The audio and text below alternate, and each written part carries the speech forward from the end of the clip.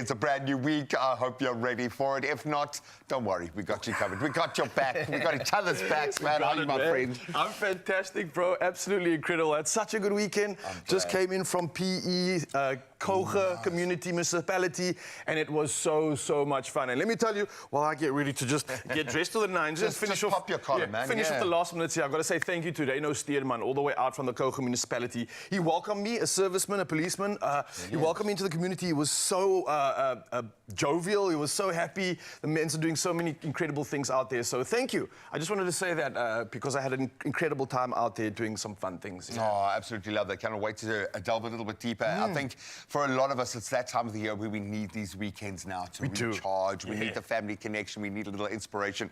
I've got to say, I know this is very self-serving, but my son had a karate grading this weekend, dude. Nice. And he leveled up significantly. Did he dominate, yeah? It was like a movie, man. It was like a scene from Karate Kid or something like that. But no, he was absolutely phenomenal. So proud, so proud. And it's something that you've been talking about so much over the years.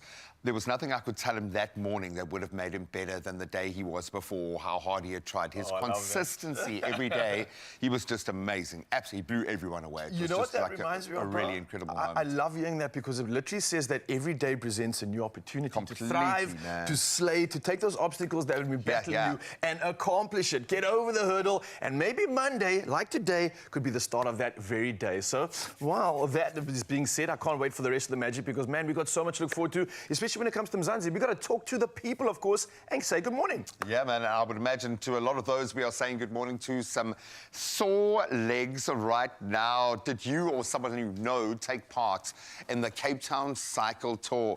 How did you show your support? How were you there to have their back? Let us know via voice notes and share your pictures, please, if you've got any that capture the gees over this weekend. We'd love to see them. 0634088863. You can drop us a voice note. We'd love to hear how your race went, what made it so magical. You can start that conversation now and we'll keep it going for the next 3 hours. Well, we've got a few conversation starters coming your way now as I touch on the sport and, of course, those news headlines. Raul's got the latest. Thank you so much, G-Man. Yes, let's dive into national headlines first. And Eskom has confirmed that load shedding is mostly a thing of the past, now citing structural improvements in its generation fleet. Now, load shedding was suspended at 10 a.m. yesterday after 3,000 megawatts of capacity was restored and emergency reserves were replenished. Now, operations at the Kusile power stations are now at optimal levels, with all units back online after being offline since Friday. Now, progress continues on restoring Unit 2 at Kuburg, and planned maintenance outages are ongoing as Eskom prepares to generate more than 4,000 megawatts today. Now, next up, patrol teams at Table Mountain National Park say abalone poaching remains a major issue, now driven by crime syndicates. Now, 3 alleged poachers are set to appear in court after being arrested at Cape Point during a joint operation by Park's patrol teams. Now, over 1,000 pieces of abalone were seized, and Sands Park spokesperson JP Lowe says they received a tip-off about suspicious activities in the Cape of Good Hope section of the park on Thursday. Now, the patrol teams raided the poachers' camp, also confiscating equipment and 2 vehicles. Well, now moving to international headlines, and France will lend Morocco 781 million euros, and that's to purchase 18 high-speed trains, expanding its rail network ahead of the 2030 World Cup, which it will co-host with Spain and Portugal. Now, the French-built Avioli Horizon double-decker trains can carry 640 passengers and reach speeds of 320 kilometers per hour, connecting Kenitra to Marrakesh. Now, Morocco's state rail operator plans to double its service reach to 43 cities, and that's by 2040. And additionally, Morocco will acquire 150 more trains through concessional loans from Spain and South Korea to enhance urban and intercity transport. Well, next up in international headlines, Ukrainian President Vladimir Zelensky reaffirmed his commitment to constructive dialogue ahead of peace talks in Saudi Arabia. And that's aimed at ending the war with Russia this week. Now, over 20 people were killed in Russian airstrikes over the weekend, and Washington is reportedly pressuring the Ukraine by blocking access to commercial satellite imagery. Now, Zelensky stated that realistic proposals exist, but believes Russia is more focused on destruction than ending the war.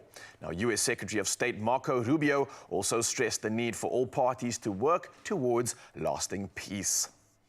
And now, lastly, in this round of headlines, we end this bulletin with the sad news that South Africa bids farewell to world-famous, multiple award-winning Athol Fugard, the legendary playwright, actor, and novelist, whose fearless storytelling gave the voice to the oppressed. Now, passing away at 92 in Cape Town, Fugard's legacy lives on through his globally acclaimed works like Sizwe Banzi in Dead, The Island, and Master Harold, as well as The Boys.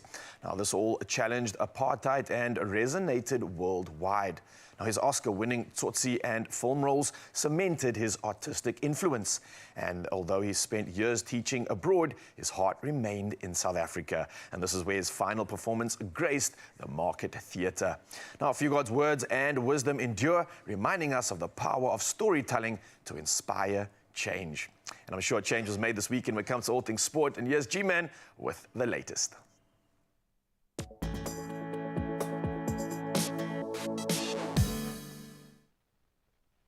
Thank you so much, Royal, after that tragic news. Let's start in the UK. England, in fact, keeping their Six Nations title dreams intact with a dominant 47-24 win over Italy at the Allianz Stadium.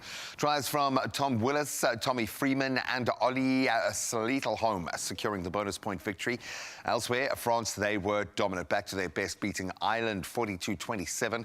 Now, while Scotland triumphed 35-29 over Wales, leaving England now needing a win over Wales and a Scotland upset in Paris to claim that title. Now let's move to football, but stay in the zone. Arsenal's Premier League title hopes, they suffered a major setback that was after a 1-1 draw with Manchester United at home on Sunday. Bruno Fernandes's first half free kick gave United the lead, but Declan Rice's stunning strike in the 74th minute earning the Gunners a share of the spoils. So Arsenal, second on the table, now trail leaders Liverpool by 15 points, but they do have that game still in hand, but it's getting tough. Now let's turn to cricket. And India secured a record third Champions Trophy title with a 4-wicket win over New Zealand in Dubai yesterday. Skipper Rohit Sharma back to his best. He led the chase with a crucial 76 as India reached 252, that run target with 6 balls to spare. A little bit earlier, India's spinners dominating the day, restricting New Zealand to 251 for 7. And despite Mitchell Bracewell's late counter-attack, India's disciplined bowling and some steady batting sealing another major ICC triumph. Now, finally, on to golf. And Scotland's Callum Hill, he pulled off a stunning victory at the Joburg Open, winning a tense 3-man playoff at the Houghton Golf Club. So Hill surged with a final round 62 to finish at 14 under, joining South Africans Jacques Kruijswijk and Sean Norris in extra holes. So a composed par on the second playoff hole, securing his second DP World Tour title, capping off a dramatic final and a very beautiful day under a stormy Johannesburg sky. So kudos to all of the players for just completing that round. But you can see how happy he is. And that's where we leave our sport for now. We'll continue to talk footy with Hellenic in just a moment, so stick around. But right now, let's see how the weather's looking at the start of a new week.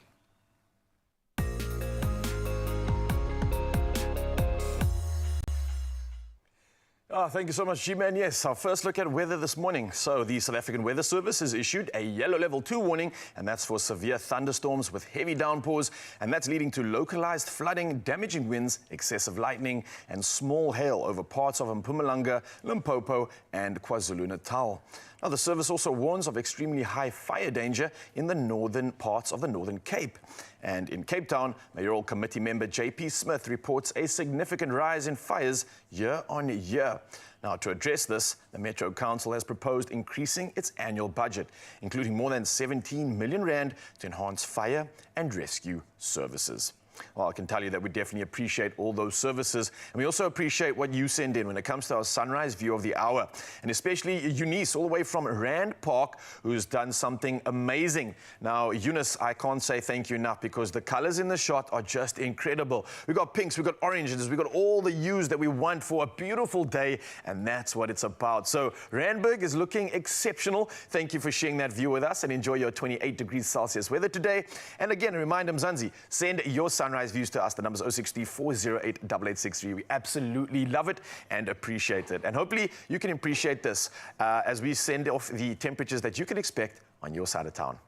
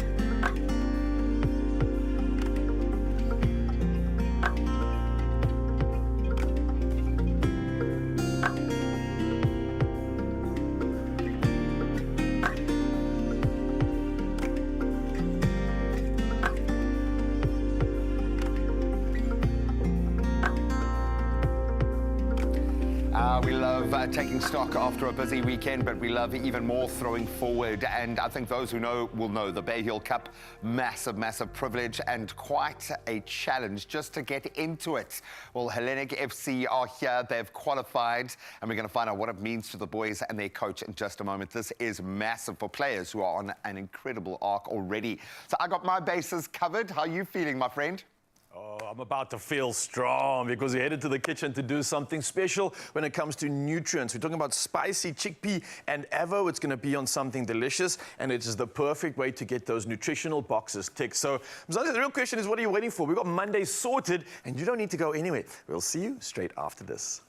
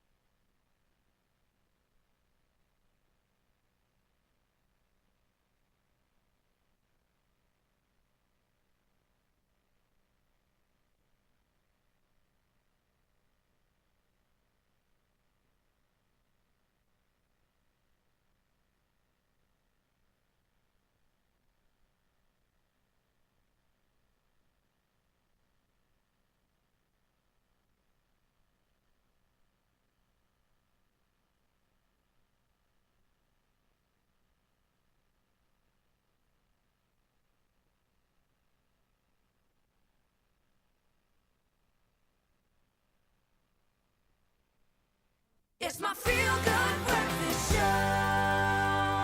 Welcome back. We're going to talk a little footy right now, and quite a momentous moment. I think those who know Hellenic Football Club will know it has a rich history. Established in 1958 in Cape Town, they have now secured a spot in the 2025 Bay Hill Premier Cup, South Africa's, I'm going to call it Premier Under-19 football tournament, where stars put their hands up. Emerging from a pool of 256 teams, they are now among the 12 amateur clubs that have qualified, and the tournament will be held over the Easter weekend at Erica Park in Belhar, with the finals at Athlone Stadium. I know they know that they are going to be there. Head coach Andries Bezuidenhout, captain Tyler Williams, vice captains Zach Musikanth and Nithar Brenner from Hellenic Football Club join us in studio today. Can we give them a round of applause, please? You can applaud yourselves. In fact, you should be your biggest fans at this stage, because let's be honest, no one knows who you are yet, but this is where you make your name. And I always try and build these intros up to make you as nervous as possible. Just 12 teams. Come on. You must be chuffed, brother. Yeah, you must be so chuffed. Definitely very chuffed. It's a big honor. I think you've mentioned about the 256 teams going through the qualifying stages. Just to put it in perspective, there's less teams trying to participate in the FIFA World Cup than in the Bay Hill. So That is crazy. Amazing honor. Yeah, very happy. Congratulations, and I would imagine on the back of a lot of hard work. It's different when you play in this kind of club space. Guys are all trying to prove themselves. It's a very physical kind of game. You put yourselves through the most playoffs to get there. It's been tense. How are you feeling about what your brothers in arms have pulled off getting to this point, man? Yes. Oh. I know, you've made it, man. You're part of the 12. Proud of How them. are you feeling about your team, man? Now, I feel confident about our team. Played all along together now. Got a couple of new players. And I feel confident that we can go far in this tournament. All the way. Yes. Say it, manifest it, yeah. There is a proud history when it comes to this team. How much does that help, knowing that this is a culture within this team? It's not just about going there and qualifying. You guys have won this, I think, 6 times in the illustrious history. Where is the mindset of the team going into a tournament like this, man? Well, I think you have to use the history, but you also have to put the history behind us, because we have to make our own name here. And the boys around us, we're feeling confident. We've been working hard, overloading our legs. I mean, just this past week, we're training every day, mountain sprints, everything like that. So I think as a team, we're looking very ready to go and compete and show ourselves. I heard the groan as you sat down this morning. You're watching all the cyclists going around going, yeah, whatever, you'll catch up to us soon. But it requires it. It requires a physical element completely. Obviously, the chemistry in the team has to be magical, and then individual performances. Nithar, how are you feeling about your role in this? Because you want your team to shine, but you know you've got to step up as an individual and play your part. I just feel that we must create a positive self-talking routine that builds on your confidence and your motivation. Completely. And just focus on a healthy diet, a balanced diet. Tick that box, and that will serve you whether you're playing footy in life or not. Yeah. When you get the click, when it falls into place like this, you must. It must be a beautiful feeling as a coach. But how do you get that right and time it going into a tournament like this? Because you obviously want the individuals to shine, but the system has to be in place. Yes, I think you've got to time it, like you said there, because you don't want the Oaks to peak too early. And so you want them to peak during the tournament, not in February or whatever the case might be. And so you need to know when can you be hard on them and when is the time for positive reinforcement. And so right now in the moment, it's I can still be hard. I was going to say, are we in a positive reinforcement phase, or is he still being hard? If we were doing leg day yesterday for an entire week, then maybe we're in the negative not side. Yet. No, not yet. We're still in the grind. And you've got to grind it out. If you had to try to understand in your head why this team is so awesome, how would you describe the players around you and your team? What are you guys getting right? I feel like they're amazing. They're amazing. They're top talent all over the team, playing-wise, and yeah, they're shining. They are shining, and this is your opportunity to do that. Do you start to connect those dots, knowing the players that have been discovered on a platform like this? Does that feel like this for you? Yeah, I mean, for us, this is a very new thing for us. We haven't been put out there as much as maybe we should be, but I mean, this tournament puts the spotlight on us properly and lets us show everyone what we can do as a team and individually for some of us. Yeah, and you're going to have to do that now. Yeah. Step up and deliver. Congratulations. Thank you. I think you can bring a young trophy tour here. I understand the trophy is quite beautiful. We get it. We understand how privileged it is to just get into the space. But this is where names are made, where stars are discovered. So we cannot wait to see what this one ushers in. From one star to a guy who's already done it, Bud. You must understand how powerful these moments are, man. Oh, absolutely, man. And I can literally feel the hunger, the passion, and the potential of the boys out here behind me right now.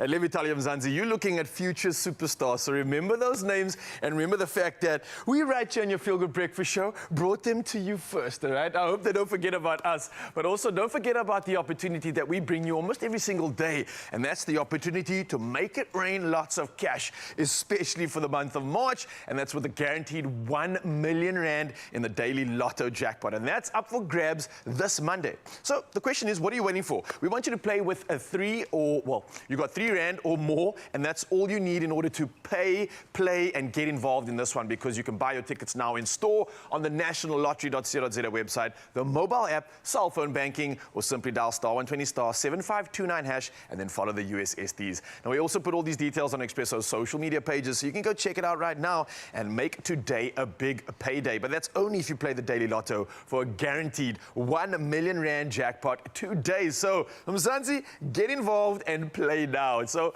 with that being said, G-Man, what else can we look forward to right here on our Feel Good Breakfast Show, bro? Oh, you might have dodged a bullet. The gents from Hellenic Football Club, who have obviously qualified for the Bay Hill Premier Cup, which is massive, are here. You might have dodged a bullet because it sounds like did legs yesterday. So you might not be doing legs now because you are going to be doing a fitness session in just a moment. And if you want to get moving, now is your opportunity. We're going to be warming up with the gents in just a moment. And then we are back in the kitchen. Spicy chickpea and avocado toast. Look at that.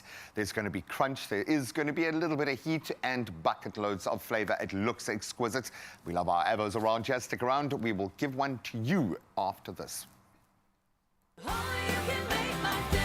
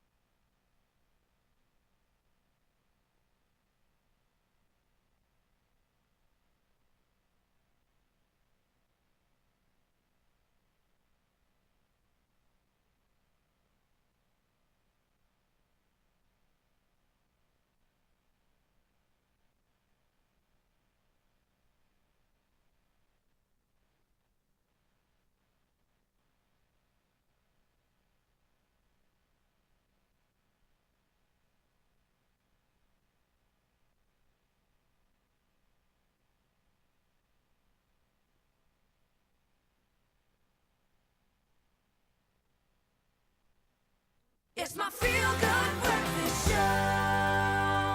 Yeah, that's what's been promised. It's time to get moving. After we chatted to these young superstars, we now get a chance to be inspired. And fitness is exactly that. We've got the captain, Tyler Williams, out here. We've got vice-captain, Zach Musikant, as well as Nitar Brenner here, all from Hellenic Football Club. You heard the incredible journey they're on. So let's see how they move, because they're about to guide us through a workout designed to build strength, agility, and endurance. So I think this is what the pros are all about. So let's see what it takes to be a pro. Gents, what do we got planned for this session? What are we going to go through?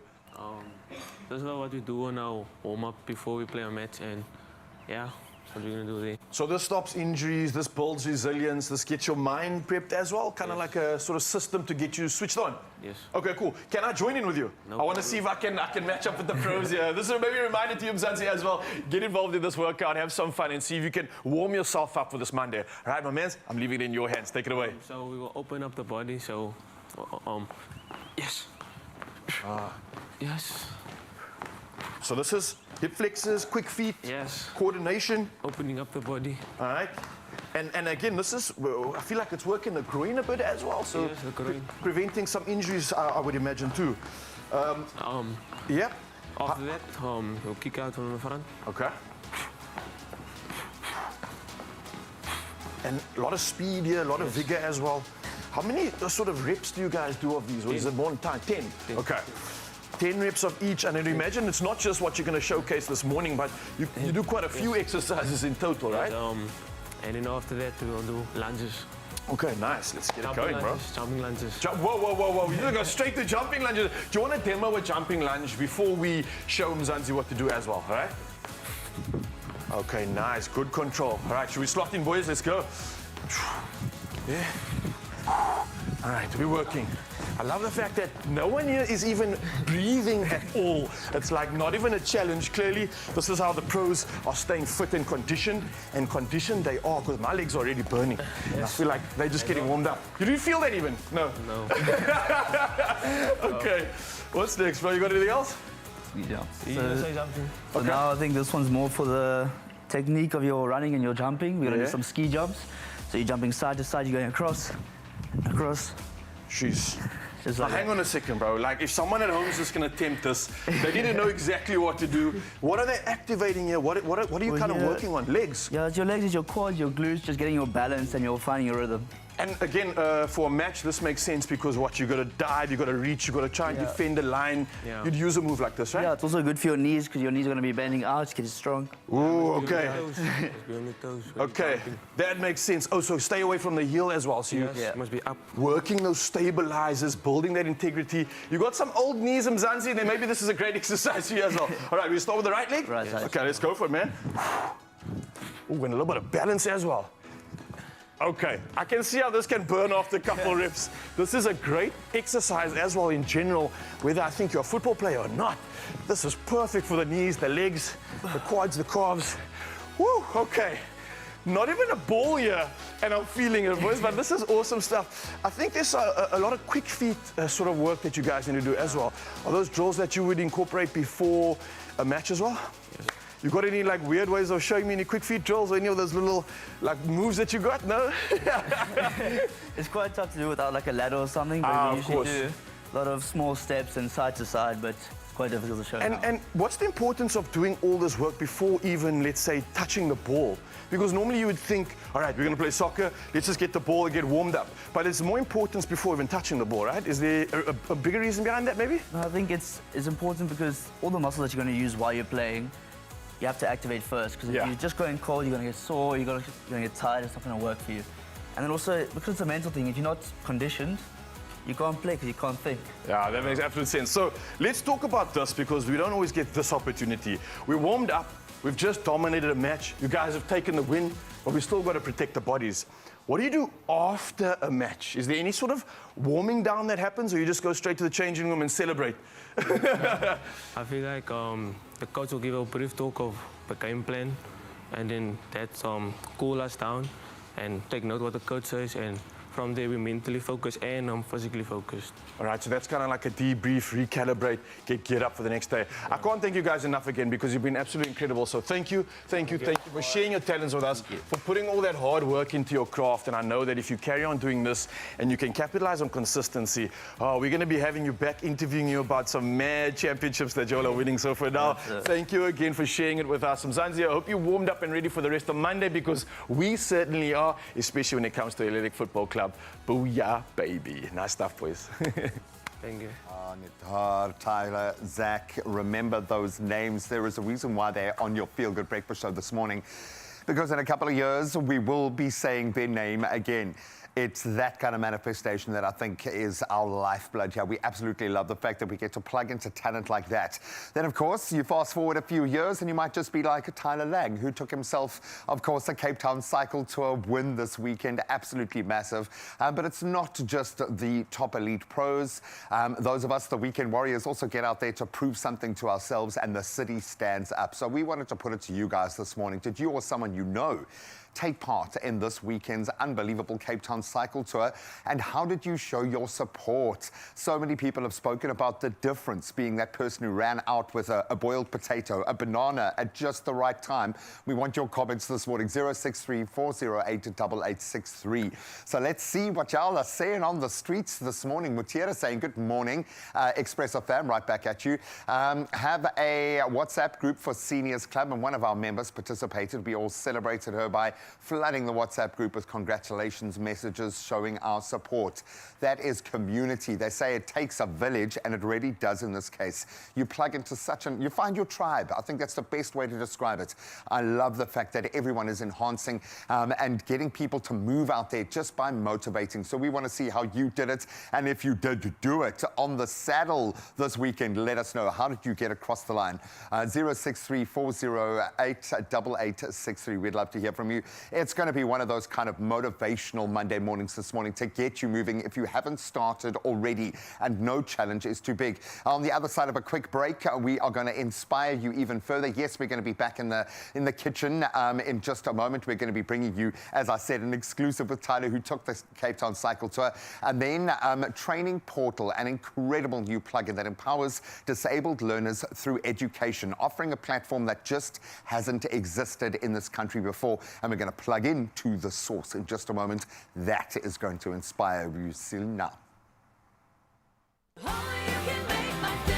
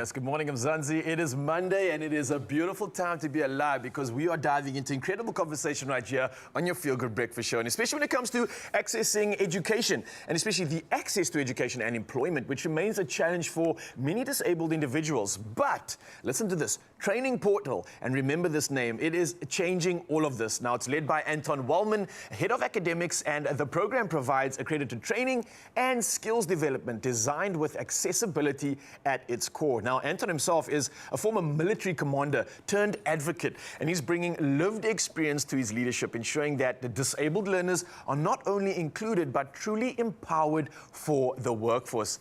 Anton, good morning. I love what's happening here. How are you doing this morning, man? Thank you. Nice to be here. Thanks. Yeah, I really appreciate it. Thanks. We appreciate it more, and especially the work that you're doing, because this is incredible. I want to speak about your journey before we even chat about the portal, because you were a military commander.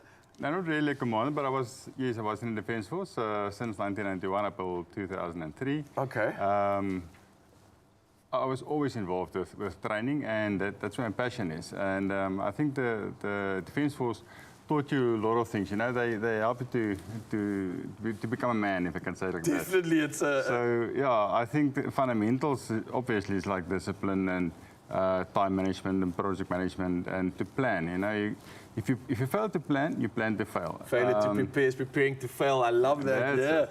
And I think the experience that you've lived and taken with you is something that hasn't just shaped you, but you've been able to use this almost as a baton to pass on with regards to that experience, right? 100%. No, for sure. And you're doing that through this portal, right? Yeah, Training Portal has given me, I'm living a passion. I'm living my dream. 2006, I was in a vehicle accident. I broke my neck on C6, 7, and T1. I'm not supposed to have hand function. Yeah, how are you moving like this, man? A living miracle. Yeah. The grace of God. Jeepers, yeah. No, but so I'm very fortunate to got the opportunity to work with Training Portal, and I am very grateful for that. They are an awesome team. And we're doing funded learnerships, for example, short courses. There's a lot of ways that we contribute to upliftment of the community. And that's my passion. So yes, I'm taking all my experiences in the past, and because I'm disabled, I understand the disability sector so much better. So I like to transfer knowledge and skills and so forth. So that's my passion. Transferring that ability to, let's say, overcome big challenges. Because essentially what you're doing here is you're providing accredited training and hopefully also providing opportunities to use that training. But inevitably, a lot of these learners are going to go through some big challenges, much like you did, or something similar, whether it's physical or mental, right? How are you able to instill that sort of message of consistency, of hard work to overcome these big challenges?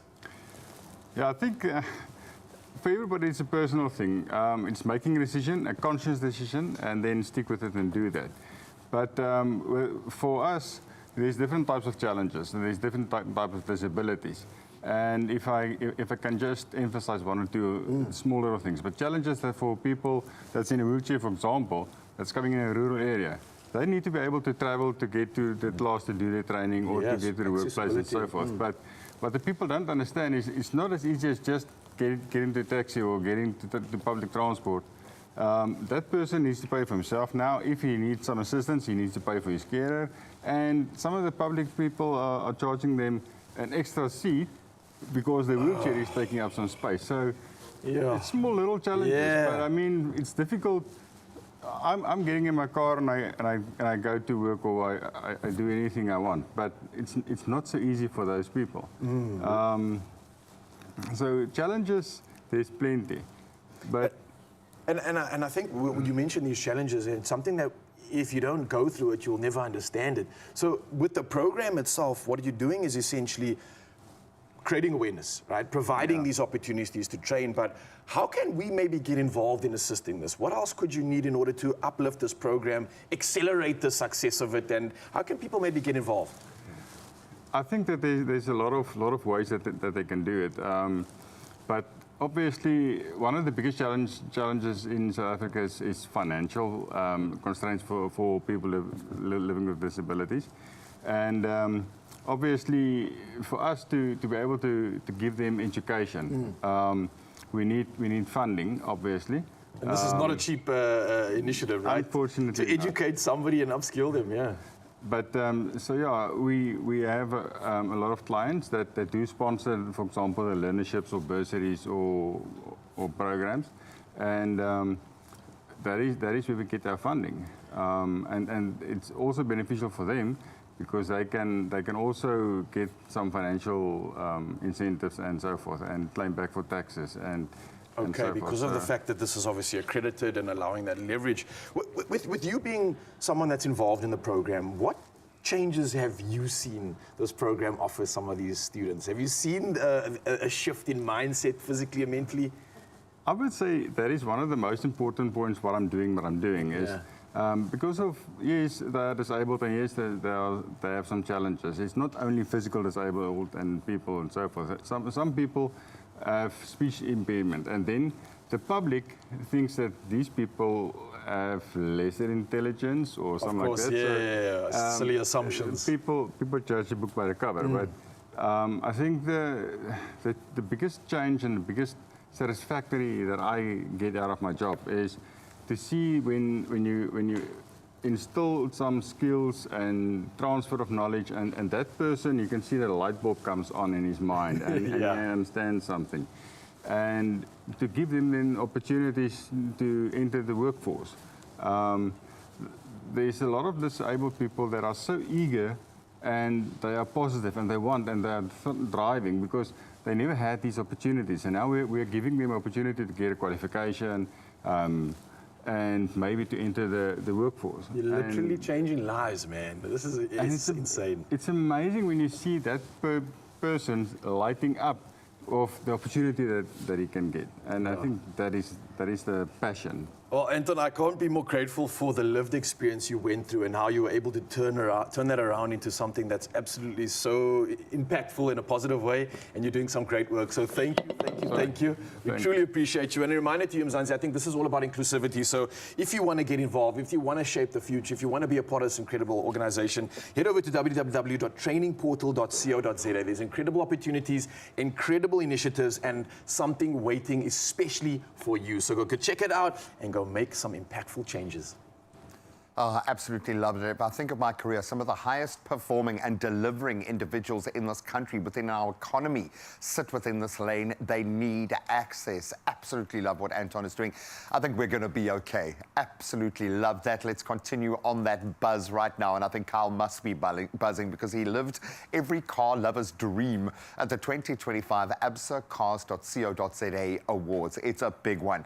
Established back in 2015 to be South Africa's definitive automotive awards program, it delivers. It plays a pivotal role in the company's mission to help consumers make the best informed purchasing decisions. They've got our backs, and from the glitz of the gala itself to the thrill of test driving the finalists at the Mall of Africa, unbelievable. It was the ultimate celebration of South Africa's finest rides. Let's get into, well, we don't get into the driver's seat for this one. Kyle's got that, but let's go shotgun for this one.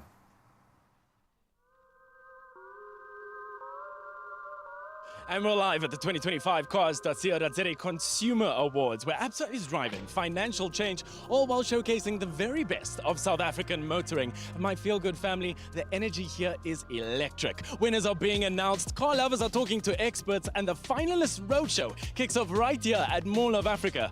And you guys know me by now, I give you a front row seat. So vroom vroom baby, may the best engine win.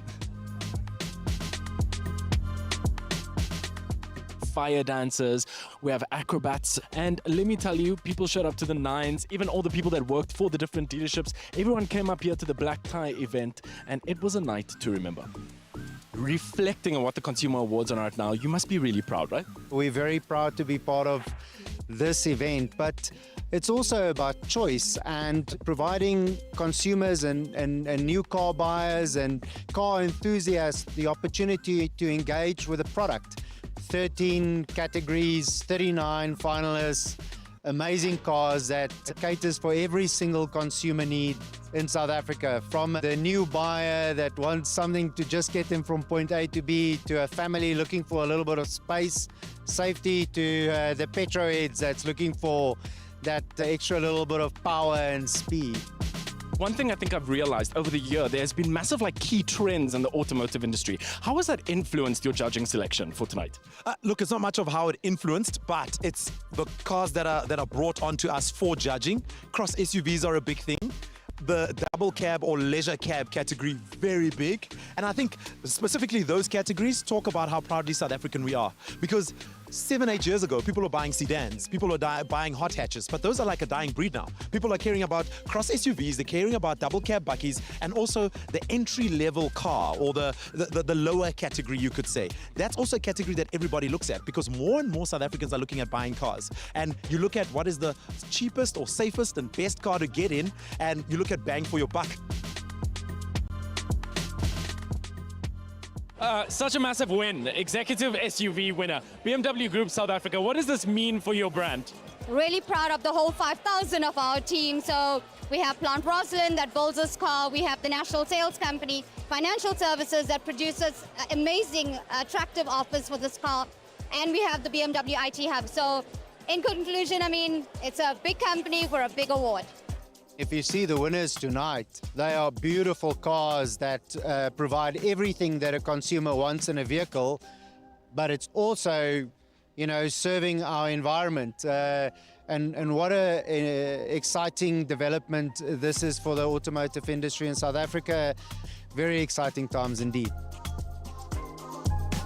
For 2025 and going forward, we will be bringing, we actually have brought in a few more cars as well, so the 3-door as well, electric, and also just the materials also made from the cars as well is sustainable. So going forward, that's what we'll be looking forward to as well. Brand of the Year, wow, that's the most prestigious award of the night, and we couldn't be more proud to go home with this award. We're really thrilled to be multiple recipient of this award. It really speaks to the efforts of the entire organization, from dealership level, head office, and the product team. Really, it is a big family that helps drive this. So really, really pleased with the result.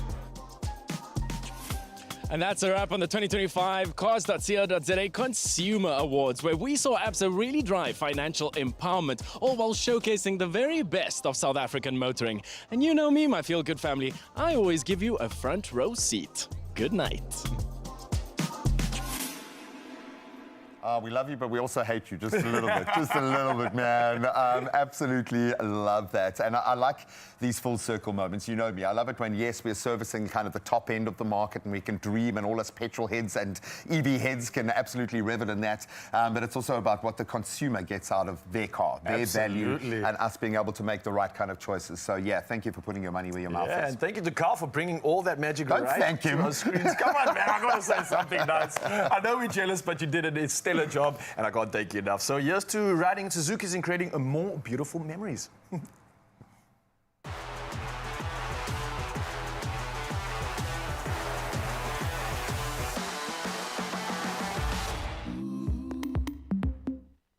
All right, so we're going to chuck the engines out and, well, move to a different combustion engine, if you will, one of the finest performing in the country. And we know this because this young man took the Cape Town cycle tour. Tyler Lang is in studio. Yeah. We're going to, and he left it. I mean, he had some moments within that race. So I want to get an understanding of his mindset. He kicked out of nowhere.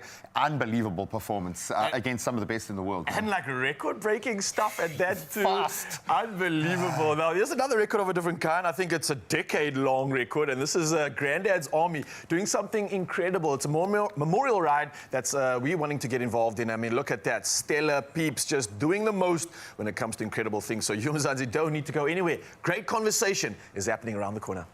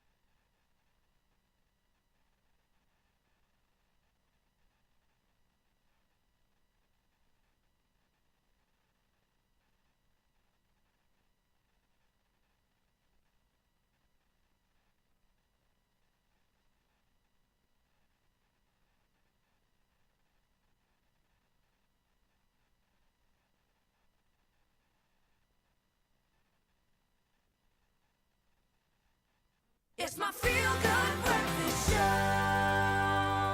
Oh, it was a big one this weekend. Welcome back and well done if you were on the saddle this weekend as the 47th edition of the Cape Town Cycle Tour took over the streets of the mother city, not just for yesterday, but pretty much for the last few weeks. Thousands of cyclists tackling the iconic 109 kilometers of hell. It was a thrilling race, beautiful on the outside. Once you're in it, it is grueling. And in the men's elite category, Tyler Langer surged ahead to claim victory in an impressive time, 2 hours, 25.47.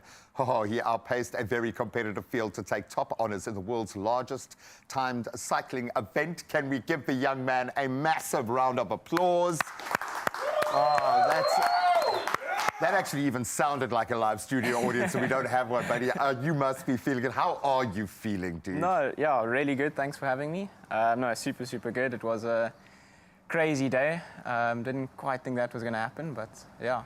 How can you say that? Because it looked like you knew. You were riding with some kind of fire burning in you. What does this one mean to you? Because there are so many jumping off points that the time, the speed, obviously the family history is wonderful, continuing in those footsteps. But for you, why was this such a special race? Yeah, the race just played out perfectly. I think cycling, there's so much that goes into it. You need obviously a little bit of luck, and everything just played out perfectly for me yesterday. I had really bad luck last year with a puncture on Chappie, so I think to keep at it again this year, and yeah, everything just played out perfectly. I had great legs, obviously, that's a big factor. Absolutely wonderful legs. From one man to another, you've got great legs, kid. You've got unbelievable legs that did the job. Does a button get pushed? Is there a moment? Is it a planned strategy? Because there was a kick there, and you found a level of speed. I mean, where did that come from? Talk me through the strategy for this race. Yeah, I think obviously you always have a bit of a team plan going in. I did want a reduced bunch sprint, and I got it.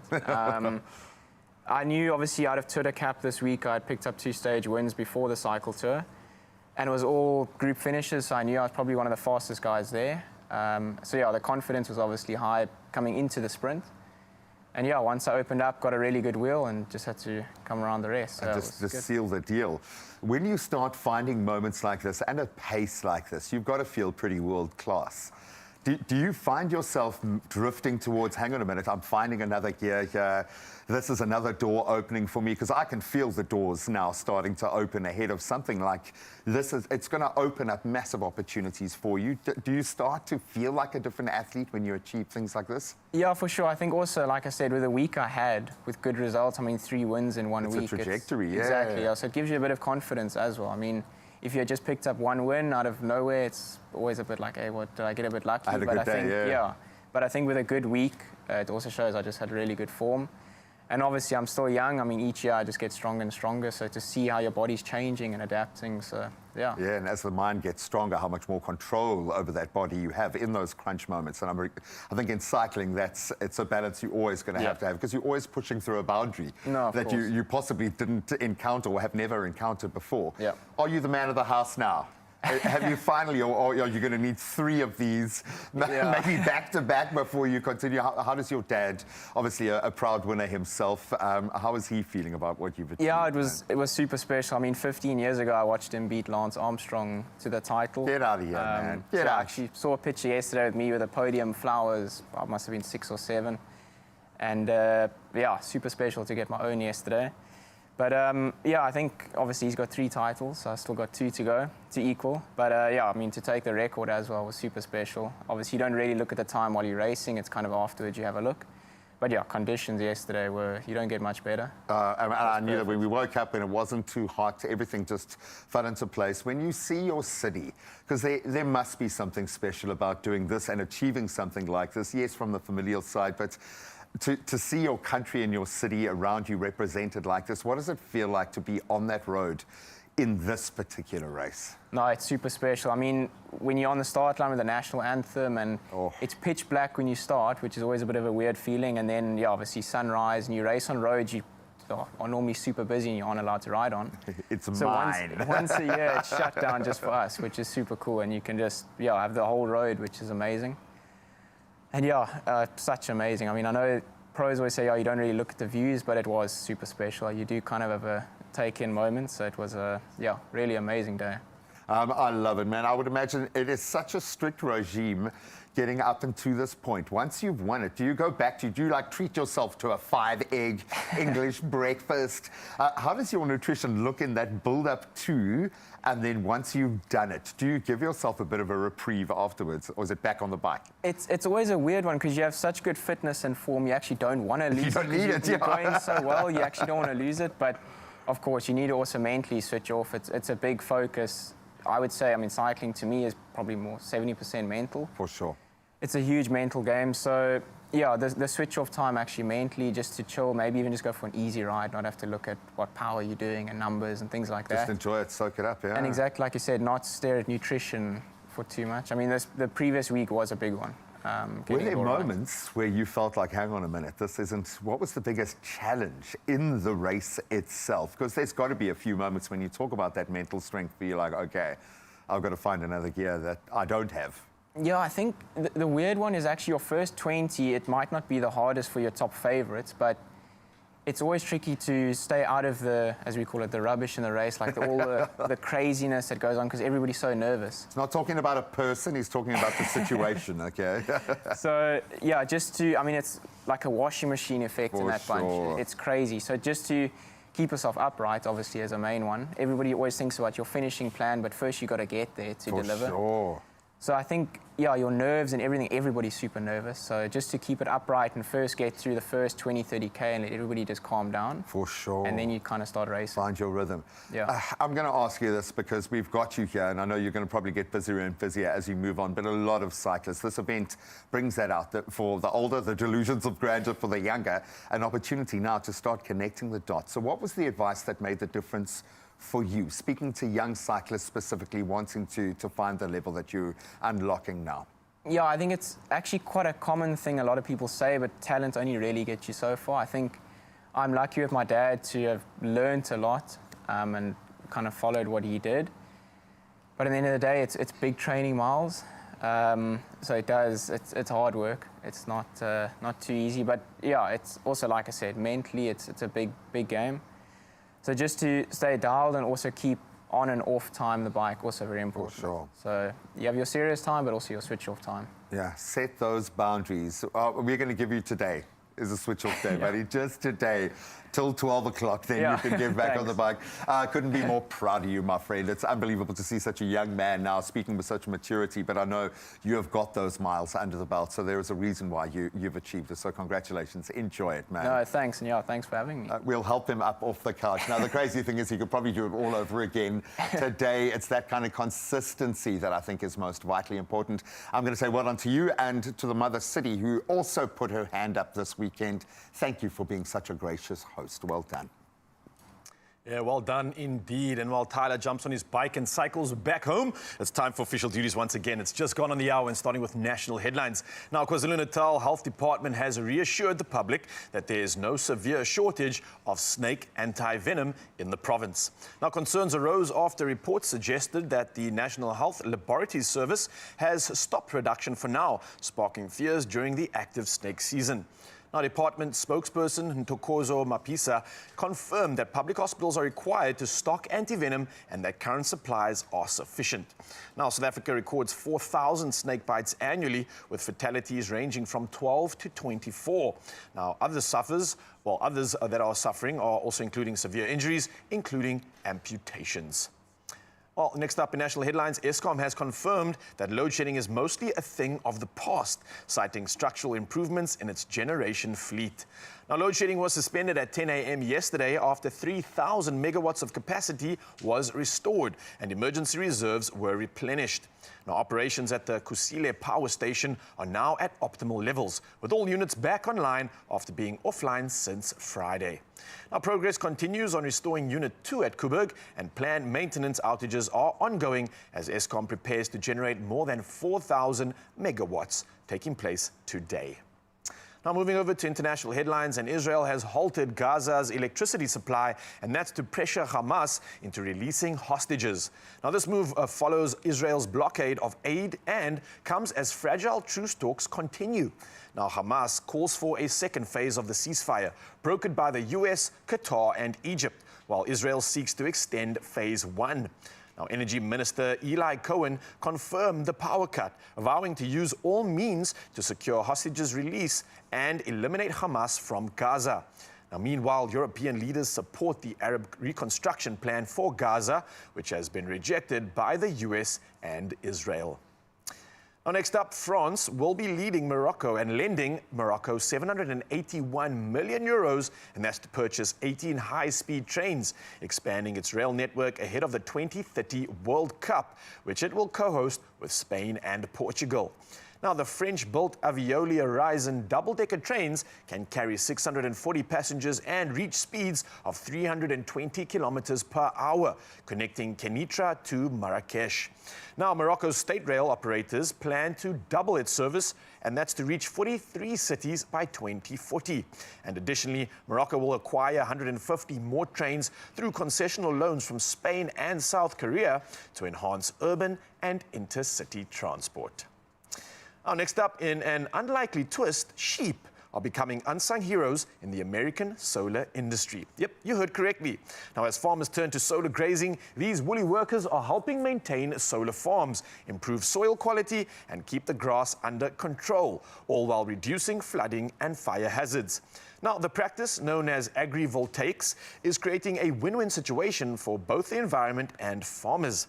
Now, J.R. Howard, a Texas-based sheep herder, started with just a few sheep in 2021 and has since grown his business to 8,000 sheep and 24 employees. Now, with solar grazing booming, it's clear that these humble sheep are helping to boost the green energy revolution one nibble at a time. Well, that's a roundup of the headlines right now, but here's G-Man with the latest when it comes to all things sport.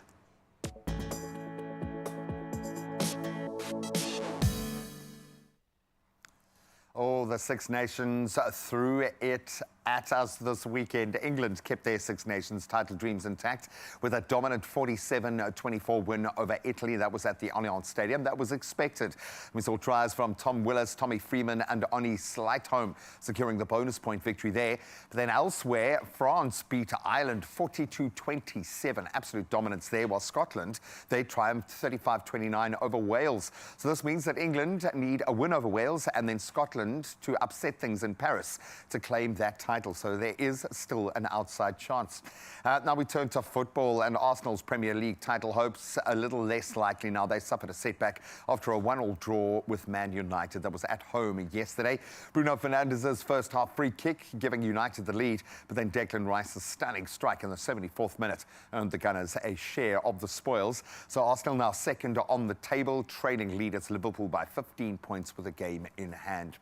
Now on to cricket, and India have secured top honours and a record third Champions Trophy title with a 4-wicket win over New Zealand in Dubai yesterday. Skipper Rohit Sharma looking back to his best. He led the chase with a crucial 76 as India reached the 252-run target with 6 balls to spare. A little bit earlier, India's spinners dominated, restricting New Zealand to 251 for 7. And despite Michael Bracewell's late counter-attack, India's disciplined bowling and some steady batting sealing another major ICC triumph. Now we bring it back home for more top honours as Scotland's Callum Hill pulled off a stunning victory at the Joburg Open, winning a tense 3-man playoff at the Houghton Golf Club yesterday. So Hill surged with a final round of 62 to finish at 14 under, then joined South Africans Jacques Kruijswijk and Sean Norris in those extra holes. Then a composed par on the second playoff hole that secured his second DP World Tour title, capping off a dramatic final day under stormy Johannesburg skies. So thanks to all the golfers who just stayed out there on our behalf, but a fantastic Johannesburg Open. And that's where we leave our sport for now. Let's catch up on the roads.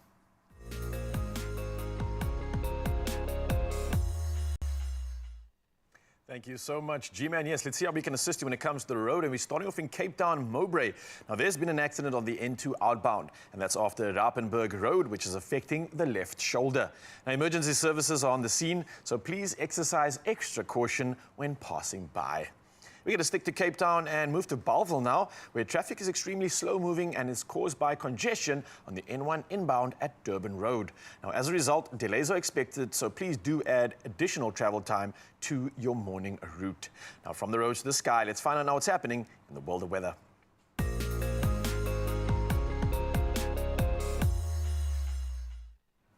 Reporting from the World of Weather, and the South African Weather Service has issued a yellow level 2 warning for severe thunderstorms with heavy downpours leading to localized flooding, damaging winds, excessive lightning and small hail. And that's over parts of Mpumalanga, Limpopo and KwaZulu-Natal. Now, the service also warns of extremely high fire danger in the northern parts of the Northern Cape. And in Cape Town, Mayoral Committee member J.P. Smith reports a significant rise in fires year on year. Now, to address this, the Metro Council has proposed increasing its annual budget, including more than 17 million rand to enhance fire and rescue services. Now, rescuing us now and bringing in another beautiful picture and sunrise view is Edwin, all the way from GQ Berga. And look at this bright, perfect moment, capturing the sun just as it peaks above the foreground of trees. And as you can see in the horizon, it's just gleaming with brightness from that sun. A beautiful shot. Can't thank you enough for this one, Edwin. And it looks absolutely incredible all the way out where you are. So thank you, thank you, thank you. And a reminder, we're going to do this one last time, and that's share an incredible sunrise view, Mzansi. So keep it coming. Use the number 063-408-8863. For now, though, let's see what temperatures you can expect on your side of town.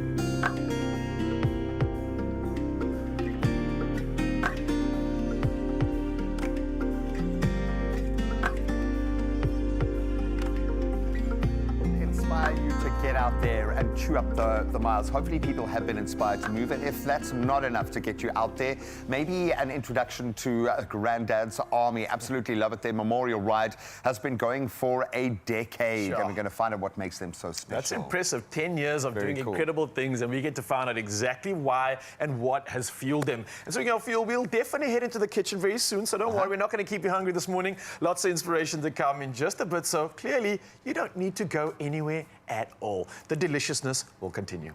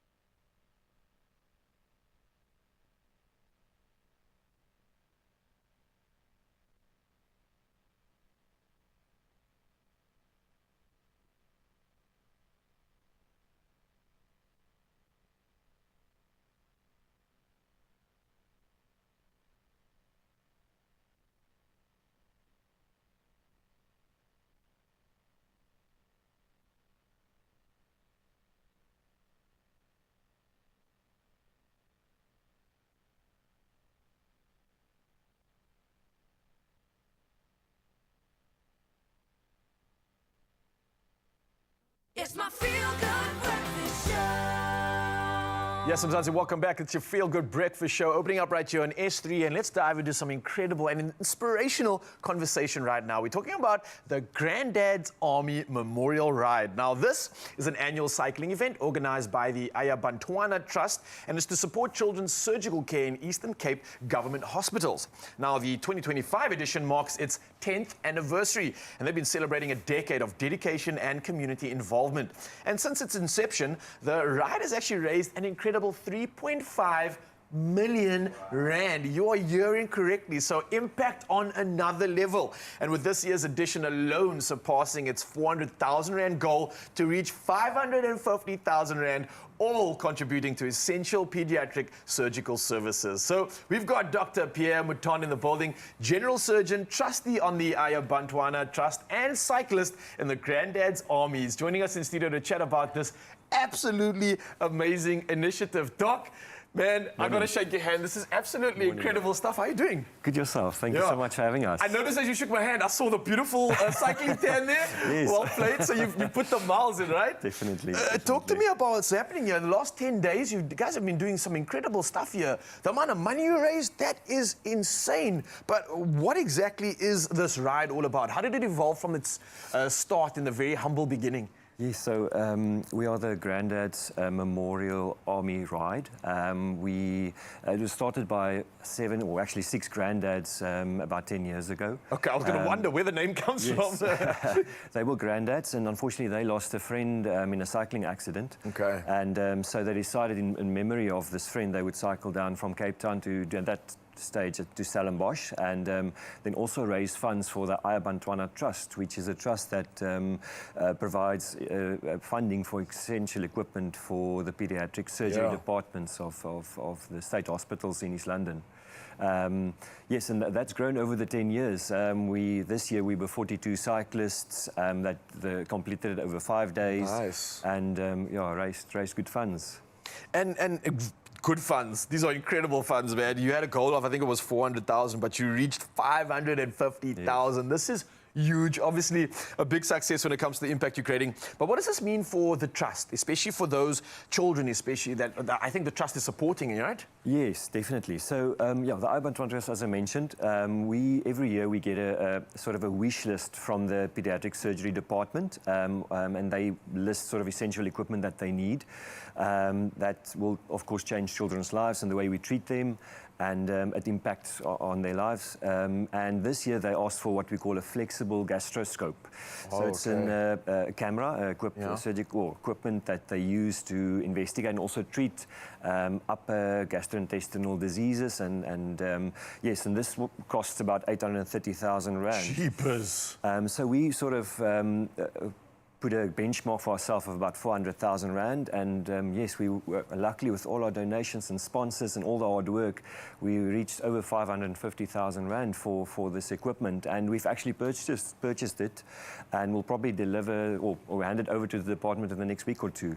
My word, talk about not just impact, but like instant impact at that. So you literally have already purchased this piece of equipment.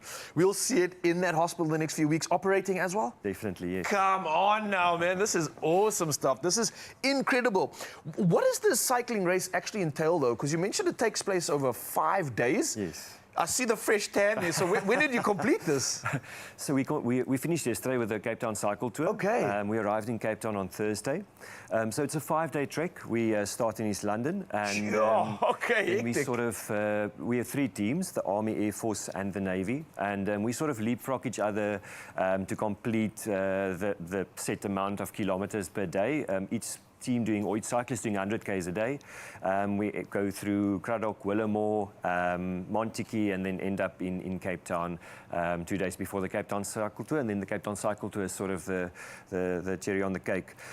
This year we had participants from all provinces, or from 3 provinces, sorry, and also some international cyclists. Nice. Man, this is awesome stuff. And again, it looks like you had a great time out there. How was the actual ride for you? Apart from getting a great tan. And can we maybe just show off the fact that this guy is the real deal? He's not just a doc, but we can clearly see a precise tan line over the last 5 days, putting in the hours, putting in the kilometers, and for an incredible course. Yes. But the ride itself, is it enjoyable? Is it grueling? Is it quite tough? It's an humbling experience. I think, yes, to have 42 cyclists next to you, all doing it for the same cause, it's tough. It's hot on some days, as you can see. The wind's in your face, lots of passes that you climb.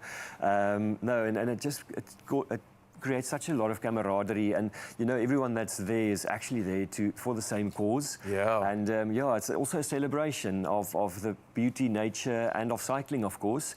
And we all do it in a safe way that we, so that we all reach Cape Town safe, but with a goal at mind. Man, this is beautiful. I think everybody that's watching now is going to be like, listen, can I join? How do I get involved? Maybe you can plug Mzansi in right now. Yes. How do they get involved, sign up, and be a part of this incredible initiative? Most of our details, if you Google or even on Facebook, Granddad's Memorial Army or Army Memorial, and also Ayabantwana Trust. Most of the information will be on there.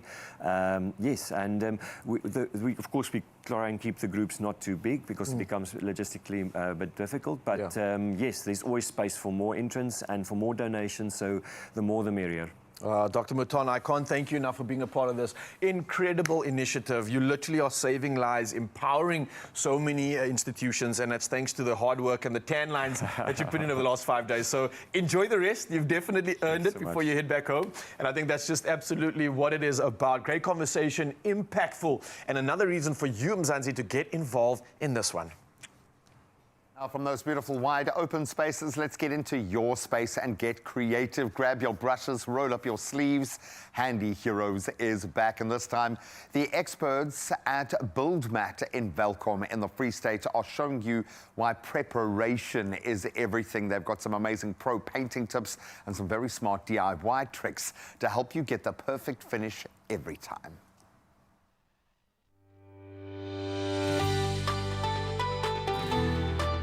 Powered by Plascon, today's handy heroes come from BuildMat Welkom in the Free State. To give background on the store was founded in 1999. BuildMat has established itself as a cornerstone in the community. We have grown from strength to strength, expanding the business. What makes me proud about BuildMat is the service that we give, because we pride ourselves in giving exceptional service to our clients. We also have a wide range of products, so we also have a range to meet all of our customers' needs. I love their loyalty. They come back no matter the rain, every day they're here. Mind you, they're here. And that is mainly because of the customer service we provide. And I love the fact that they trust us with whatever problem they might have. They come to us and we provide a solution for that. What makes BuildMat the best store to buy Plascon? I would recommend customers to buy Plascon here by BuildMat because we offer a high quality, durable paint with experts' advice to show them to choose the best products for Plascon they would need for their houses and buildings. My favorite Plascon product is Double Velvet. I especially love Double Velvet because of its quality finish. It has a nice sheen finish and it's extremely washable. Well, my DIY tip is preparation is everything. You know, as they say, if you fail to plan, you plan to fail. So I always advise my customers to take the time and do thorough preparation. BuildMat Welkom, we've got it all. Today's Handy Heroes is powered by Plascon Wall and All. Unmatched dirt, stain, water and fade resistance to keep your walls beautiful for years. Plascon, together we've got this. We got this indeed, but you do need to lean on someone. So I like that togetherness when we tackle these DIY projects. Thank you so much to all of our handy heroes out there keeping us in the fight. Let's reward them with something delicious, shall we? Yeah, something delicious like some buttery beans maybe. Well, we still got to head to the kitchen and do exactly that. And if you're looking behind me right now, it looks delicious. Oh. It's Tuscan style, it's creamy, and it's something that you want in your belly. Hearty. Hey, if hearty was a meal. That's it right That there. is it right there. Then Clinton Viljoen is a voice that we haven't heard on your feel-good breakfast show stage as yet, which blows my mind. Oh, you're going to love the voice. The sound checks have been mind-blowing. Got some new music in the works. He's kind of genre-bending, but whoa, there is a lot of love and passion there. We cannot wait for you to be introduced. We'll see you now. Win a Toyota Corolla Cross 1.8 XS Hybrid with Plascon's 2025 Hybridity Color Forecast Competition. Spend 500 Rand or more on any Plascon products. WhatsApp your receipt, name and ID to this number. T's and C's apply.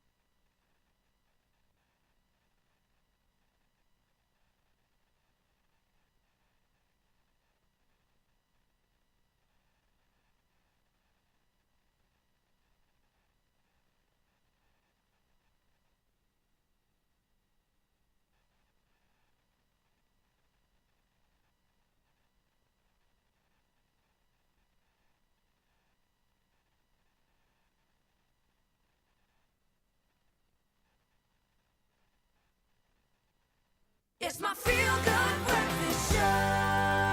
Welcome back, Mzansi. It's your Feel Good Breakfast Show, opening up on S3 right now, and especially when it comes to big superstars. Yes, today we're going to welcome a true force in the music industry. We're talking about Clinton Viljoen.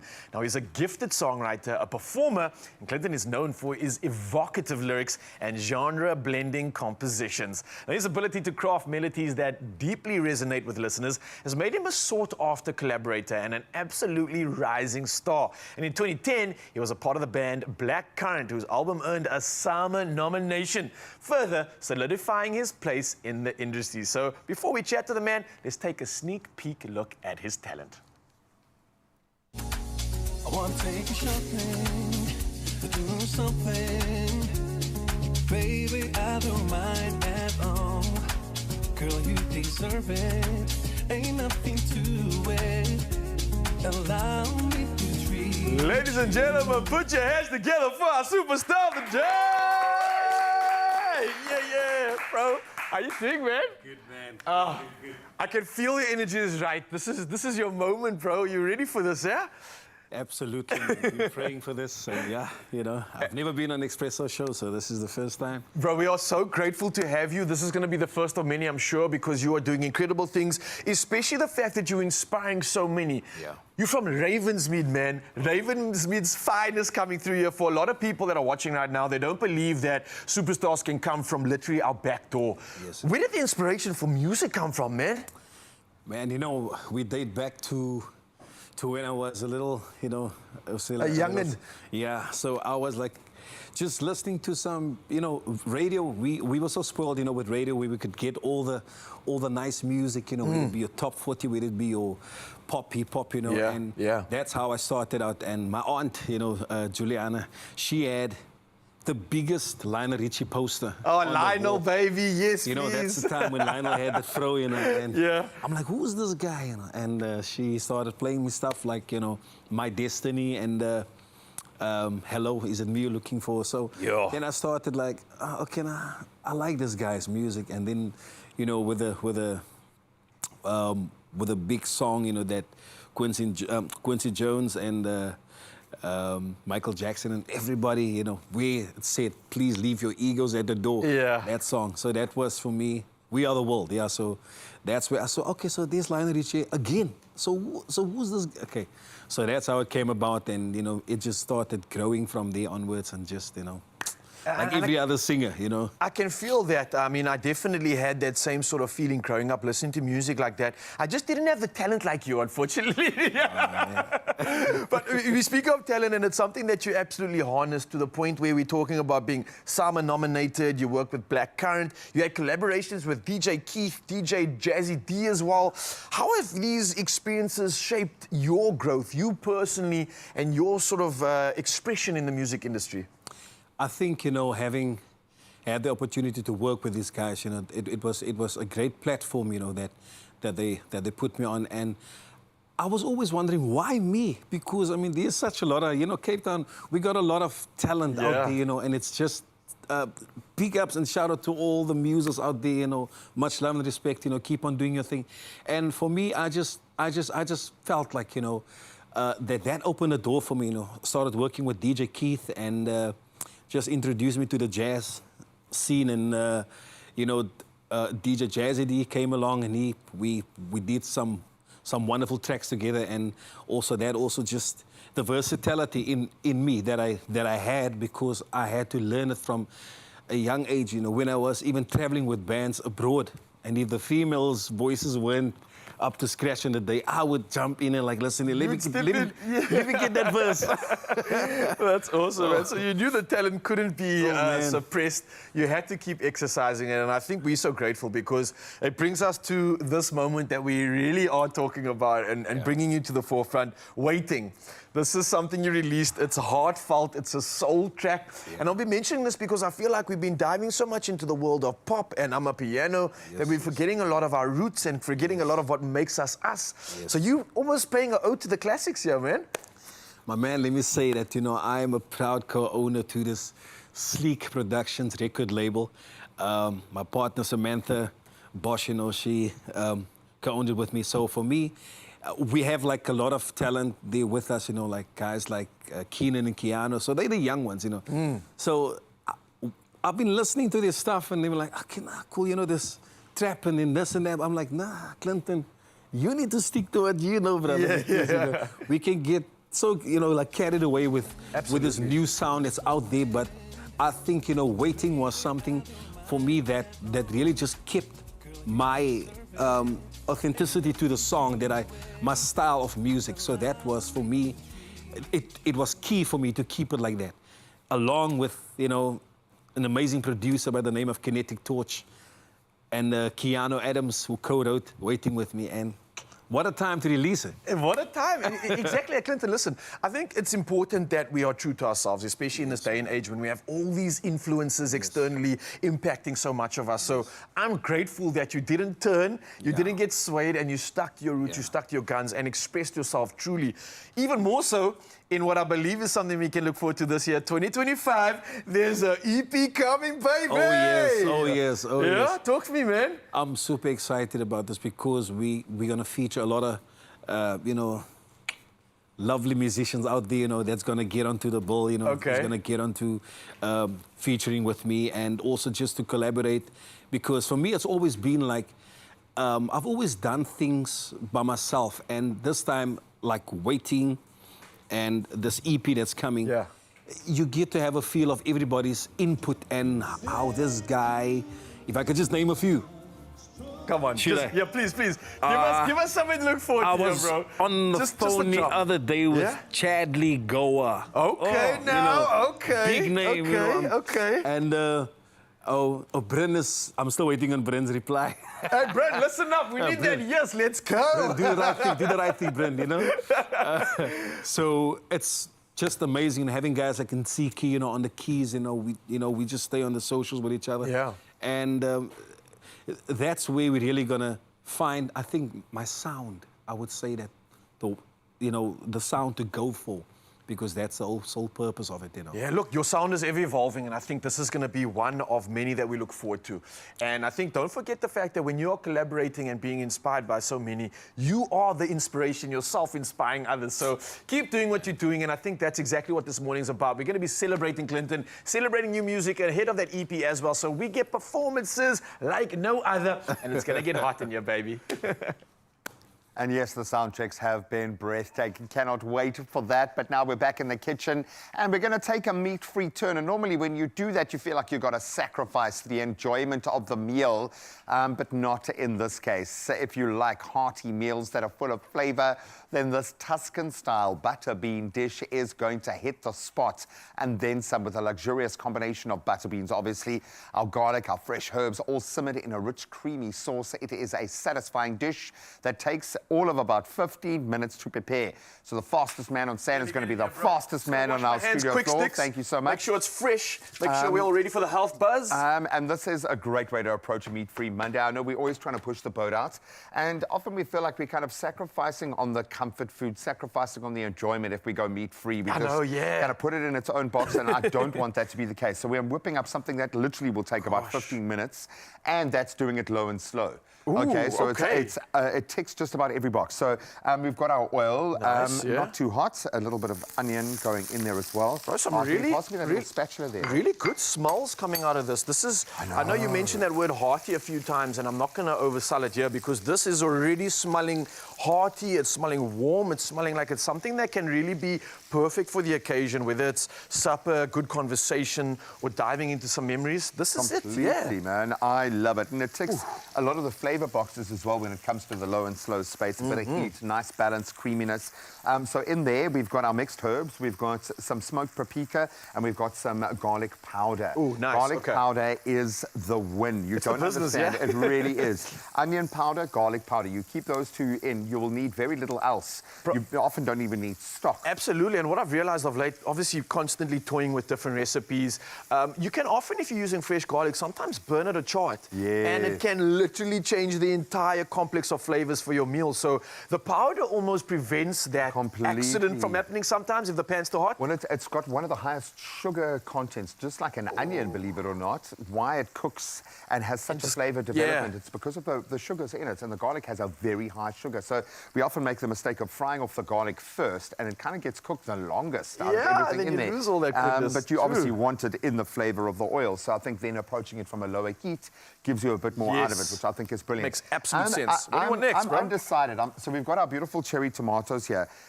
Unchopped, okay? I see so. There's a reason behind that? Yeah, and quite overtly so. Well, you know me, I reverse engineer everything, so I'm going to say, yes, there is a reason, Raul. There's always a reason. I like the idea of having these beautiful pockets of that tomatoey flavor. I love those.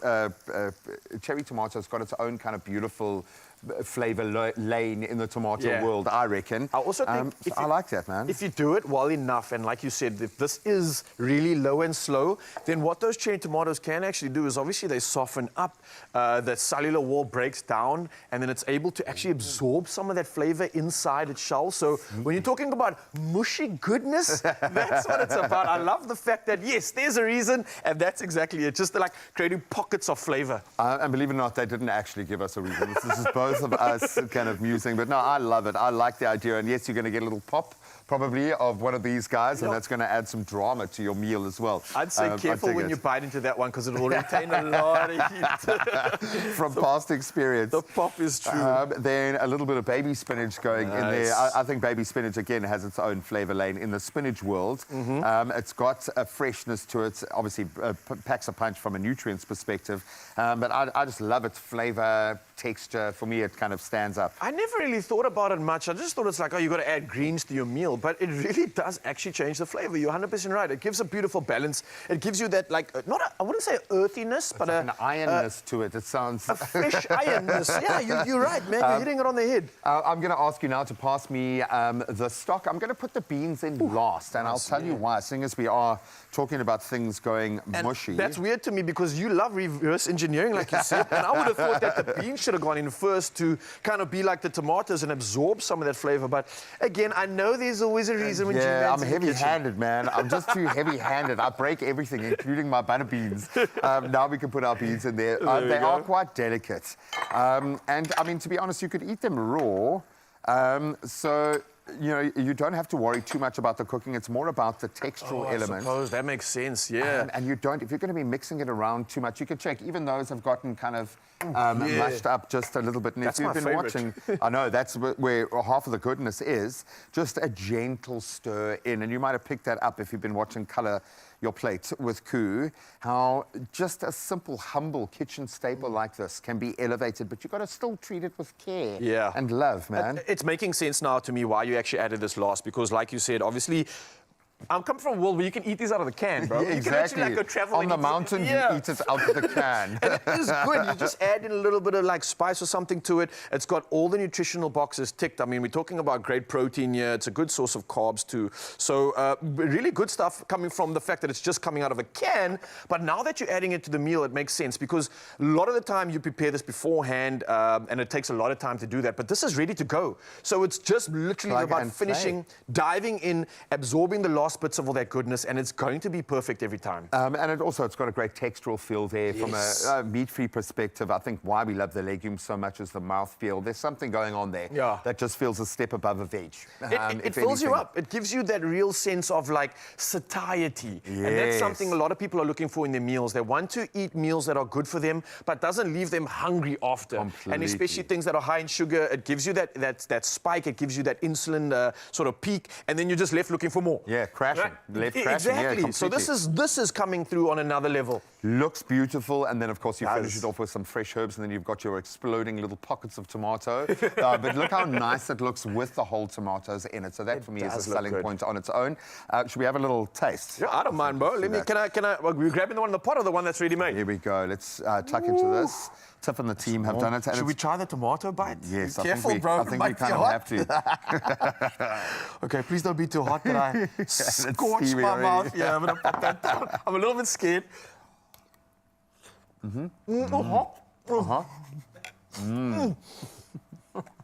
hot. Bro, it's so good. Definitely keep the potatoes whole, and you're absolutely right, because you tasting the flavor inside of it? Your whole nonsense about the cell wall breaking down all that was actually absolutely true. That is delicious. Oh my goodness, the creaminess. This is real? Oh, I'm going to take the plate, bro. Thank you. Yeah, no, that's ticking every box for breakfast, lunch, or supper. For a meat-free Monday, most certainly, if you want to cook along with us, expressoshow.com. It's where you can find all of our recipes. Absolutely amazing. Wow. And then, of course, if you want to be inspired to cook just a little bit better than we can, here is a sneak peek at what you can catch on Colour Your Plate with Koo tomorrow. Oh, that is good. Are you ready? Yeah! This week on Colour Your Plate with Koo, we're looking for our contestants to impress us with their decadent desserts. The pressure is definitely getting worse. This is a bit challenging for me, but I trust myself. This is my last try. I'm going to give it my best shot. The suspense is killing me. The clock is ticking away. Let's go! Wow. That's all I'm going to see. That's Colour Your Plate with Koo, Tuesday at 7 p.m. only on SABC2. Yeah, we are like, this has got to be store-bought because it is so good. Man, how does something that's not made with any meat taste like bacon? I'm blown my mind here. This is something you want to try, You've just discovered umami. I absolutely love it. Well, hopefully Clinton Viljoen is ready to fill his belly, because he is filling our hearts. The voice is exquisite. Cannot wait to connect with him. Yeah, that's umami when it comes to singing, and we've got umami when it comes to entertainment news. The gents are going to be handling entertainment this morning, so if you're ready for some skinner and a little bit of gesals, then don't go anywhere. We'll see you straight after this. Okay, bro, I can't resist, man. This is so good. Take it, it's yours.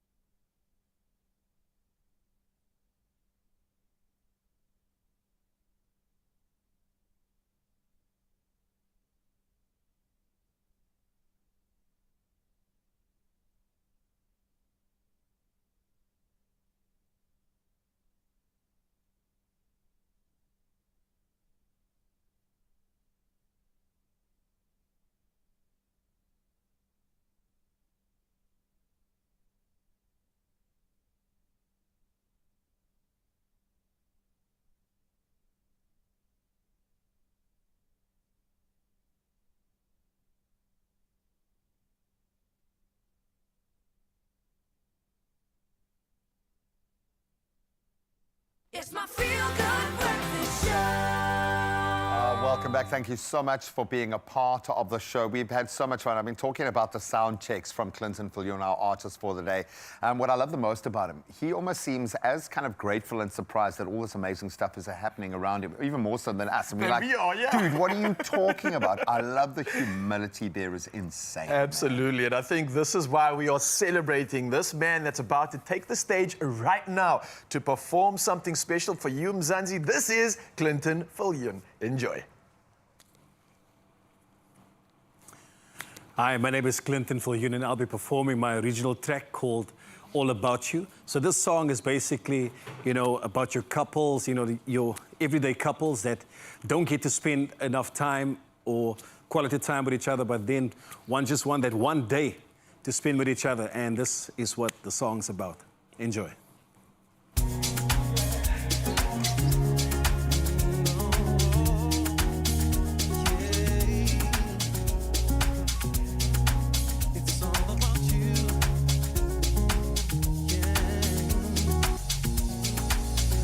Take you shopping, do something.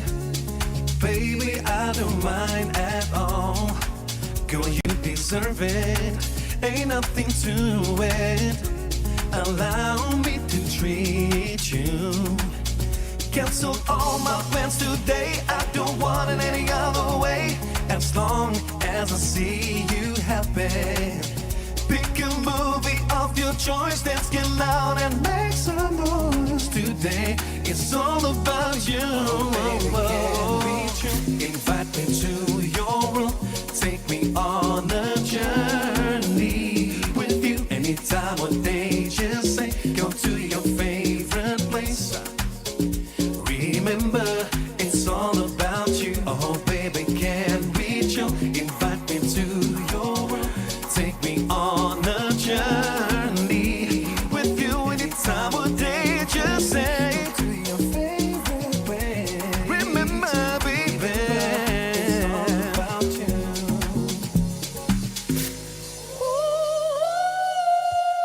I guess you're wondering why all of a sudden do I act the way I do? Girl, you deserve it. Ain't nothing to it. Allow me to treat you. Cancel all my plans today. I don't want it any other way. As long as I see you happy. I'll cook your food, I'll do your laundry. But baby, don't you worry. Don't you worry, baby. It's all about you.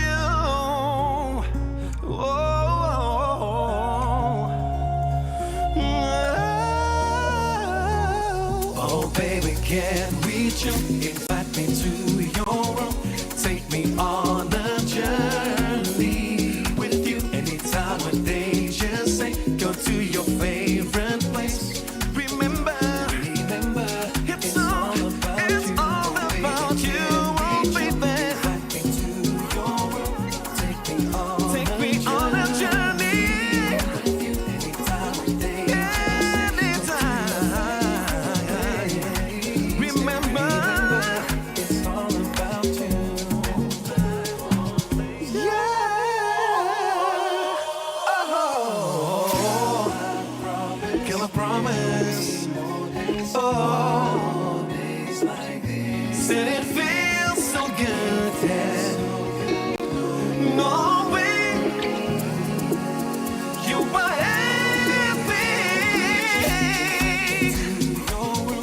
take me on a journey with you. Anytime or day, just say, go to your favorite place.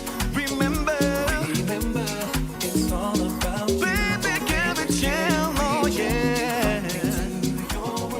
Take me on a journey.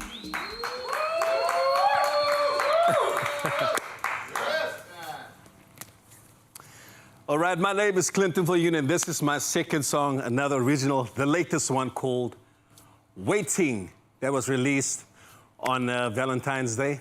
This is one for the lovers. Let's keep it real with this one.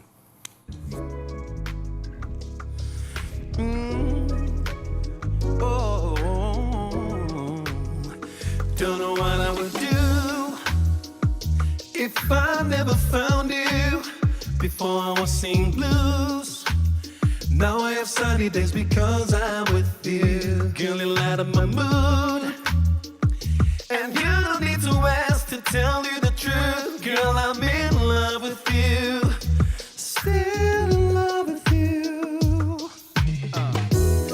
I've been waiting for this a long time.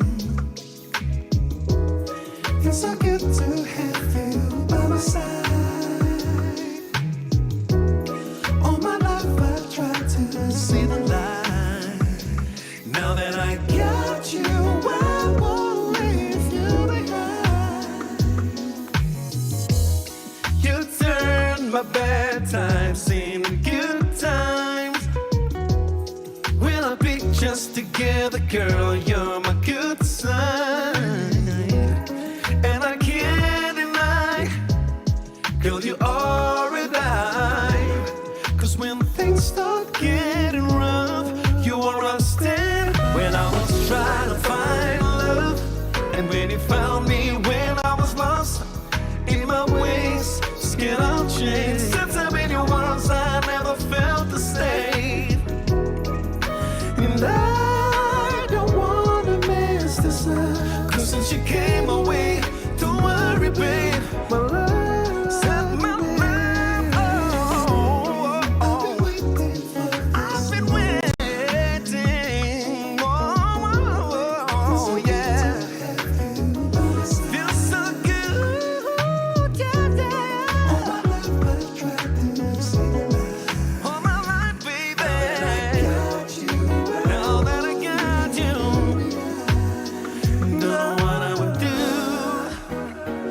if I never found you before I was seeing blues. Now I have sunny days because I'm with you. Girl, you light up my mood, yeah. And you don't need to ask to tell you the truth. Girl, I'm in love with you, still in love. When I was trying to find love, when I was trying to find love, when I was lost, oh yeah, scared of change. Since I'm in your arms, I never felt the same. Cause I don't wanna mess this up, cause since you came away, don't worry, babe, my love remains. I've been waiting for this. I've been waiting, I've been waiting. It's so good to have you by my side. Feels so good to by my side, baby. All my life I've tried to see the light. Now that I got you, said I won't. This is what you do. Yeah. Oh, those runs on runs on Feeling runs. it, man. Absolutely exquisite. New music here on your Feel Good Breakfast Show. Clinton, Fillion, take a bow, maestro. Absolutely beautiful. That was the soul that we were asking for, man. Took us there and gave us every feeling that we wanted. And we're going to keep those feelings coming through because Clinton's going to be performing for us and we're going to be diving back into the kitchen. We've got more meat-free meals and this is something coming through with avo and chickpea and it's a little bit spicy. Yeah, it's going to have some crunch to it as well. And then speaking of spice, now mixed feelings about in Carissa's stead having to tackle the entertainment news. We're going to try and keep our finger on the pulse. Mixed feelings about the stories, some real highs and some massive lows as well. We'll plug you into the streets on the other side of this, you know.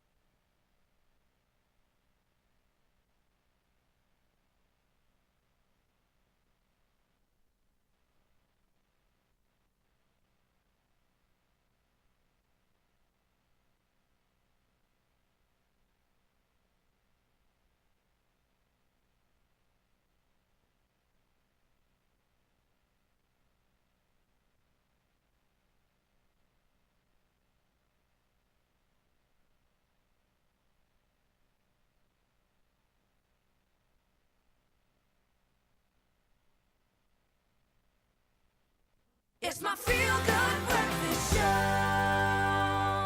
I realise now, looking at the breakfast in front of us, we might have got this morning reversed, okay? We might have started before our breakfast, but we now need a great start to our day. And a great day does start with a great breakfast. We know this for generations. Weet-Bix, oh, we know the name, and it's been the go-to choice for wholesome goodness. Whether you like it crunchy, whether you like it soaked, I mean, come on.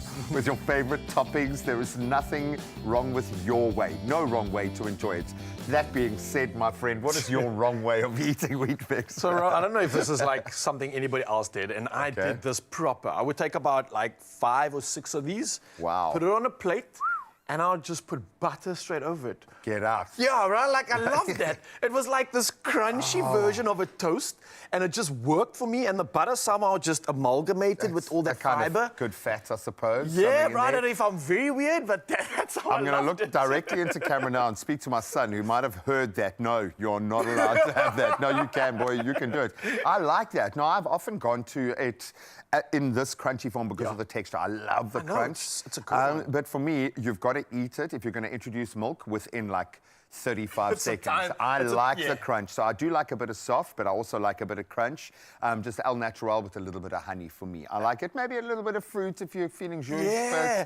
But I like it simple. I don't know of all these extravagant ways, because it was either that for me or it was like literally take it and mush it up into a porridge and then eat it. That was like the other extreme and the other option. So it really is credible how many... you could add some butter to that porridge and then you see, dude, you're figuring it out. You're figuring it out. Well, of course, we put it to you guys to find out what your favourite way to take Weet-Bix is. And we know that it is the #1 selling breakfast cereal in the country, trusted by families for generations, for good reason, made with 97% whole grain, obviously high in fibre, and that's where it hits really hard, contains no preservatives or colorants, making it a wholesome treat to fuel your day, and that's where it kind of fits into things. Now we've got the added bonus of some new flavours, delicious. So we've got the original, obviously, banana, cocoa, and strawberry. Oh, Bacomo Weet-Bix offers a wholesome start to the day, no matter what your taste preference. So let's see what their preferences are, my good man. Zanzi's come through, and first up we got Speciale Nene, who says with milk and honey.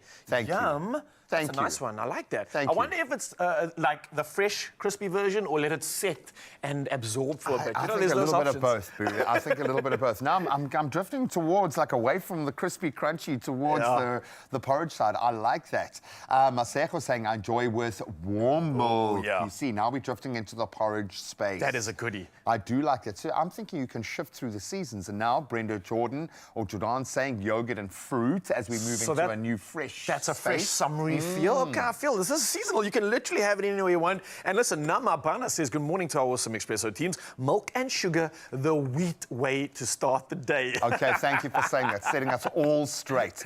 And I do, admittedly, I do like it with a nice brown sugar or something like that, warm milk and sugar? or something like that. That harks back to boarding school days for sure.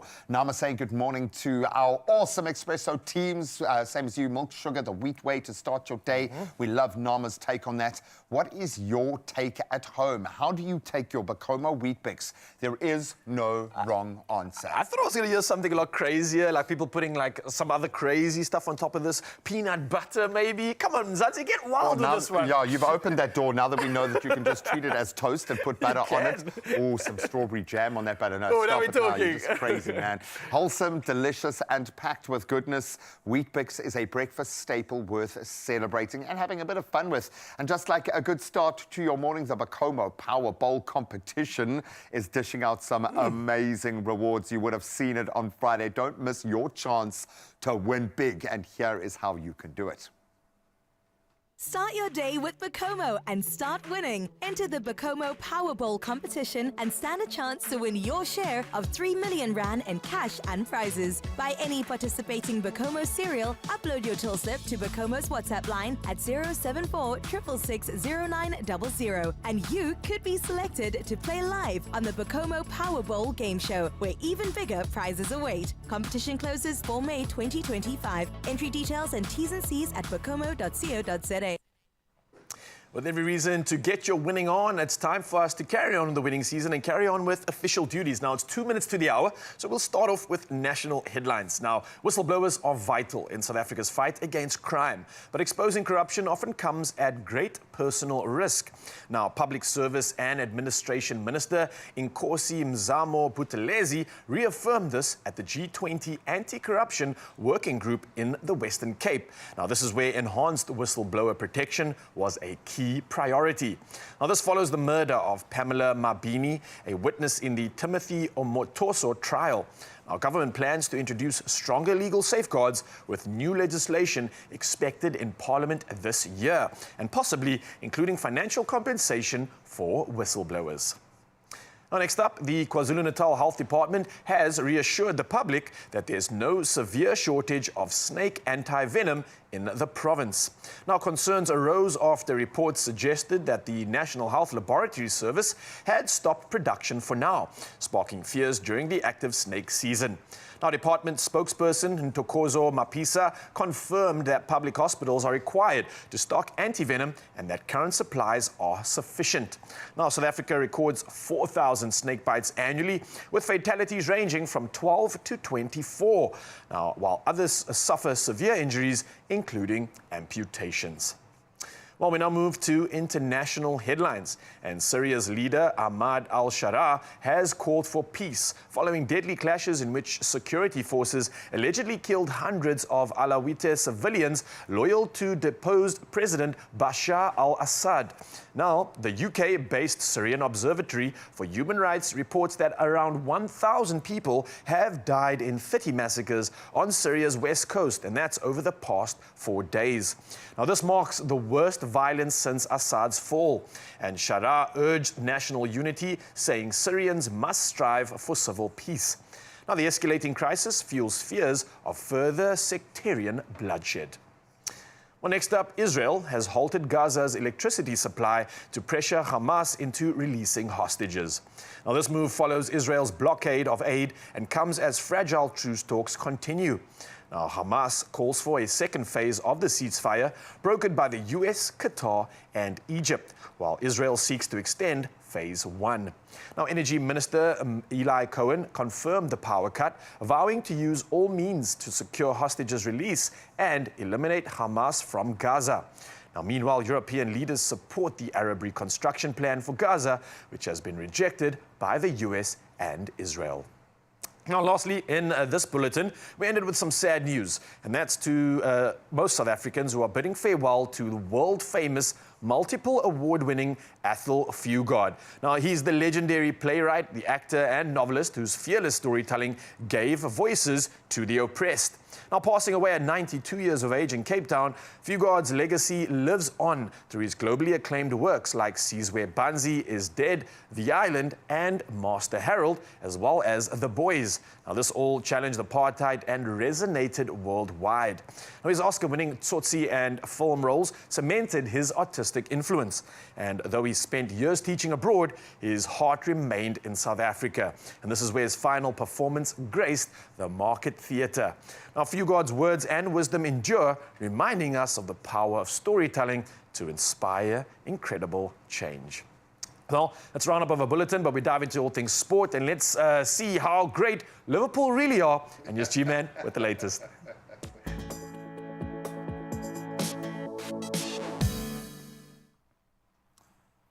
Well, just because of that comment, I'm going to start with rugby, and crazy rugby, in fact, in the Six Nations. So England gave us what we thought.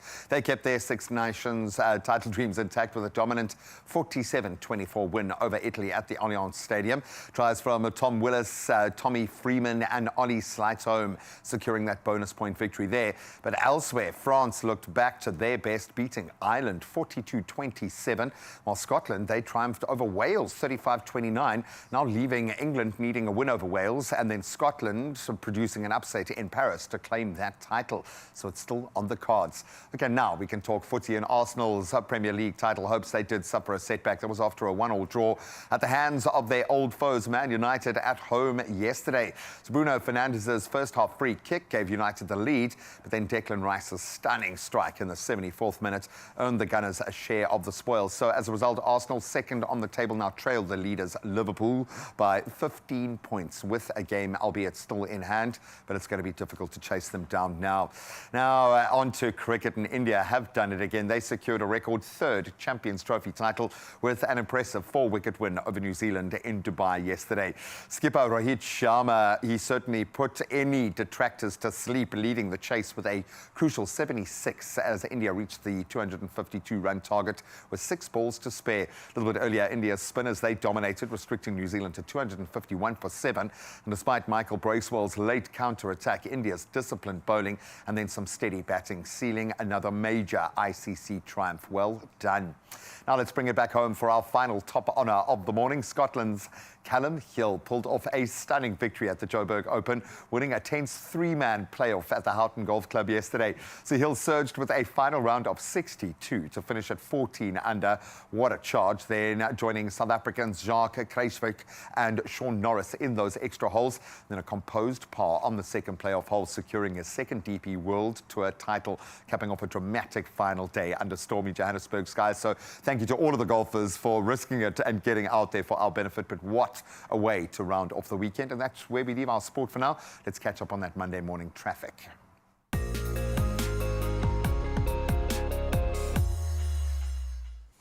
Thank you, Jim. And yes, our final round of traffic. Let's see how we can assist you. And we're starting off in Sandton, Gauteng. Now, there are faulty traffic lights at Sloane Street, and it's causing major delays in the surrounding areas. Now, motorists are advised to please allow for extra travel time and plan your routes accordingly. We stick to Gauteng now and move to Bedford View. Now, this is where heavy delays are being experienced along the N3 northbound, and this is as a result of congestion between Van Beerden Road and Elands Interchange. So in this area, traffic is moving very slowly, so do maintain a safe following distance and exercise patience if you are using the affected route. Now, one last time, let's dive to the world of weather.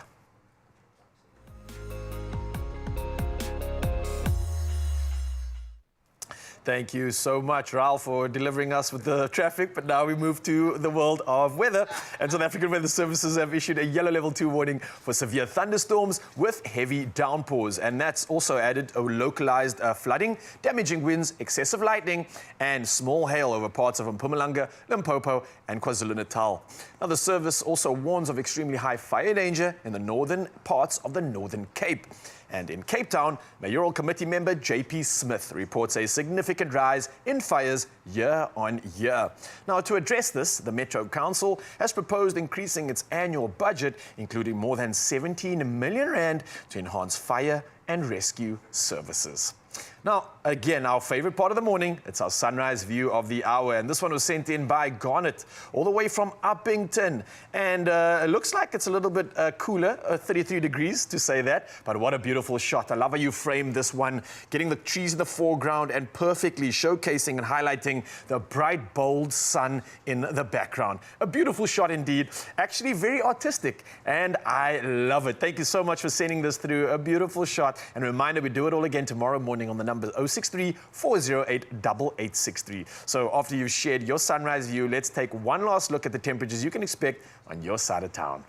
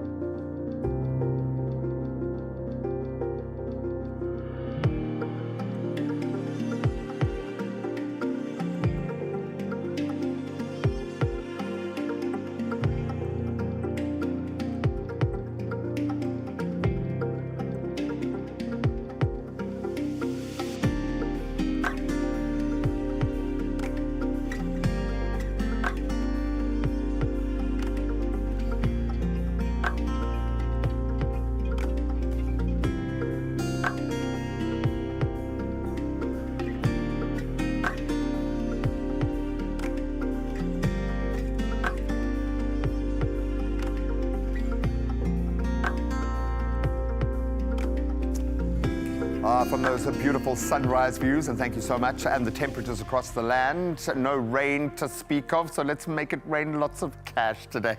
This March, with a guaranteed 1 million rand daily lotto jackpot today, it could be your Monday. So what are you waiting for? Go and play for 3 rand, that's it, or more, and you could make it rain today. But you've got to get your tickets, so you can go in-store when they open, nationallottery.co.za. Online, you can use the mobile app, you can go the cell phone banking route, or you can dial *120 *7529 hash for USSD. Whichever way, just to do it. And we'll keep the deets up on the Expresso social media pages, so you have no excuse to go and check them out and then play for your big payday. That daily lotto is sitting at a guaranteed 1 million rand jackpot today. Play now. I'm going to go and play now. I think you should as well. Yep, everybody's got a reason to play, and everybody's got a reason to stick around right here on your Feel Good Breakfast Show, because there's still so much to look forward to. Not just filling your pockets with money, but filling you with great news, and especially when we're talking about entertainment, because that's coming right at you. Lots of entertainment news, and with Carissa not being here, the gents are going to be taking over. And obviously, Carl was involved in something special with Absa, and you might have seen it later, but we're going to plug you in again and doing exactly that. So don't go anywhere, Mzansi. A lot to look forward to right here on your Feel Good Breakfast Show.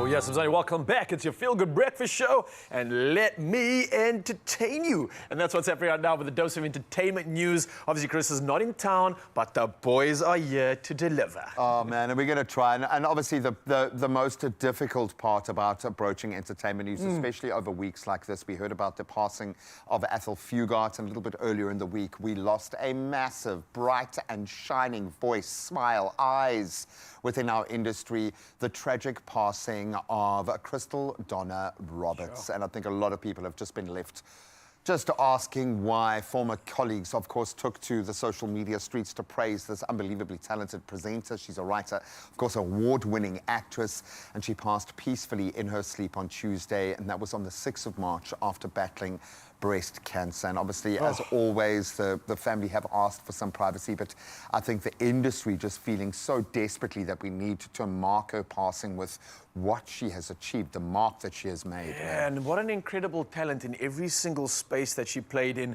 She brought her light, she brought her magic, and that authenticity that we absolutely love. So this is something that we're going to feel so deeply. Well, I mean, we talk about the opening of doors in the industry, and it does require certain actors and actresses to take a level up that we think most of us is unobtainable in the industry, and she did it in her roles.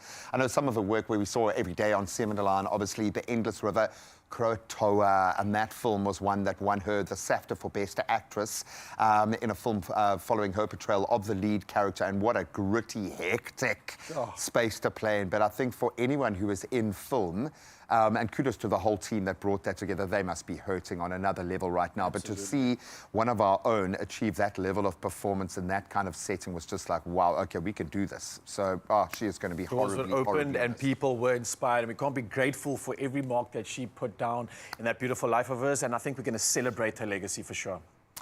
Now, let's shift gears a little bit and get happy about someone that we also absolutely adore. And she's got a new collection. Natasha Joubert has announced the launch of her pre-bridal collection on social media, and the fashion girlies are ecstatic. I think the industry is ecstatic. The collection consists of 7 exclusive pieces that bring her bridal vision to life. And obviously, she's got a very strong bridal vision right now.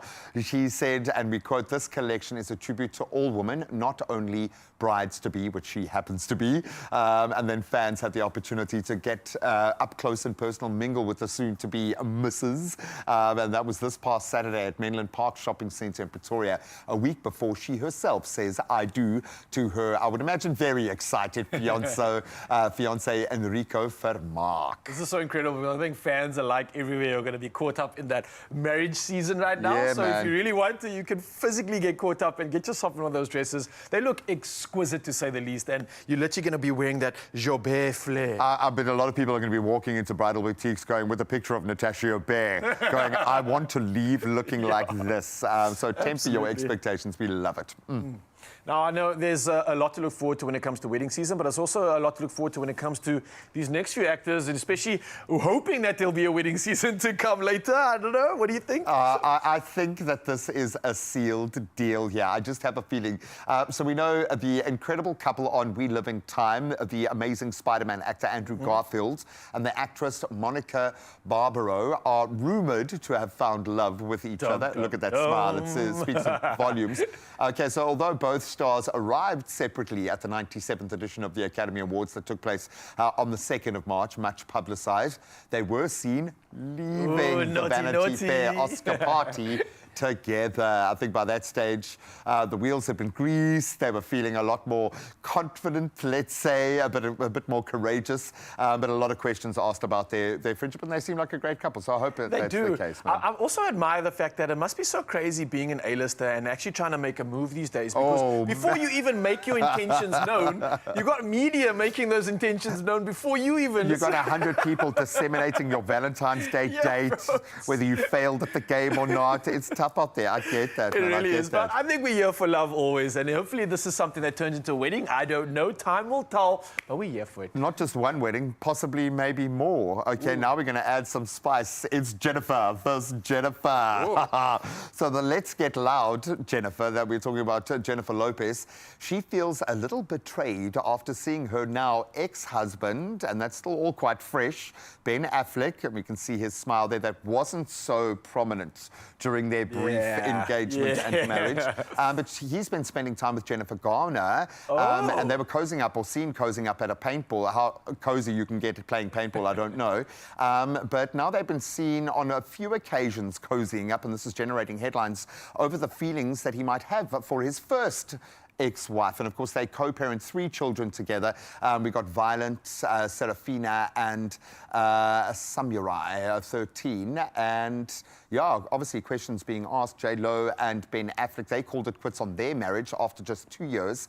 Then the former couple finalizing their divorce earlier this year in February. So it's all quite fresh, but maybe go back to what you know. I got questions for Ben, man. Like, has he run through the entire list and he's like, maybe I made a mistake. Let me go back and... Oh, you mean the Jennifers, of A-list stars, of...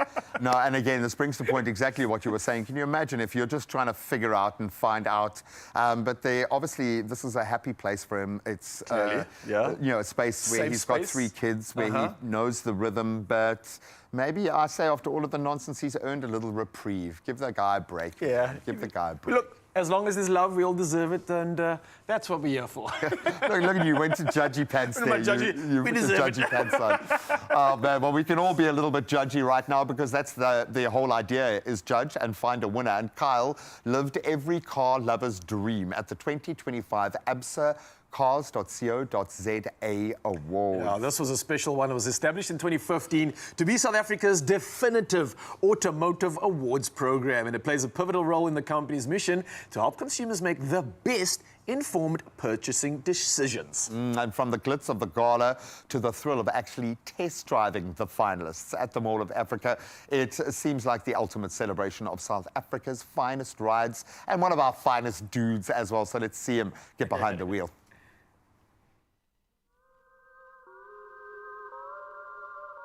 And we're live at the 2025 Cars.co.za Consumer Awards, where Absa is driving financial change, all while showcasing the very best of South African motoring. My feel-good family, the energy here is electric. Winners are being announced, car lovers are talking to experts, and the finalist roadshow kicks off right here at Mall of Africa. And you guys know me by now, I give you a front row seat. So vroom vroom baby, may the best engine win. Fire dancers, we have acrobats, and let me tell you, people showed up to the nines, even all the people that worked for the different dealerships. Everyone came up here to the black tie event, and it was a night to remember. Reflecting on what the Consumer Awards are right now, you must be really proud, right? We're very proud to be part of this event, but it's also about choice and providing consumers and new car buyers and car enthusiasts the opportunity to engage with the product. 13 categories, 39 finalists, amazing cars that caters for every single consumer need in South Africa, from the new buyer that wants something to just get them from point A to B, to a family looking for a little bit of space, safety, to the petro heads that's looking for that extra little bit of power and speed. One thing I think I've realized over the year, there's been massive key trends in the automotive industry. How has that influenced your judging selection for tonight? Look, it's not much of how it influenced, but it's the cars that are brought onto us for judging. Cross SUVs are a big thing. The double cab or leisure cab category, very big. And I think specifically those categories talk about how proudly South African we are. Because 7-8 years ago, people were buying sedans, people were buying hot hatches, but those are like a dying breed now. People are caring about cross SUVs, they're caring about double cab buckies, and also the entry-level car, or the lower category, you could say. That's also a category that everybody looks at, because more and more South Africans are looking at buying cars. And you look at what is the cheapest or safest and best car to get in, and you look at bang for your buck. Such a massive win, executive SUV winner, BMW Group South Africa. What does this mean for your brand? Really proud of the whole 5,000 of our team. So we have Plant Roslin that builds this car. We have the National Sales Company, Financial Services that produces amazing, attractive offers for this car. And we have the BMW IT Hub. So in conclusion, I mean, it's a big company for a big award.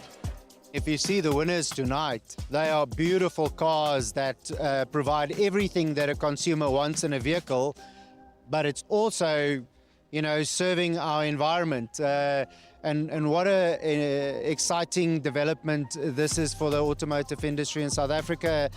Very exciting times indeed.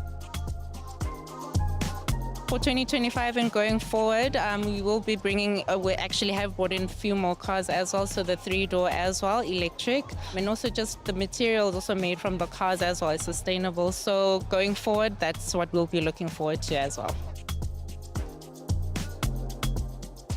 Brand of the Year, wow, that's the most prestigious award of the night, and we couldn't be more proud to go home with this award. We're really thrilled to be multiple recipient of this award. It really speaks to the efforts of the entire organization, from dealership level, head office, and the product team.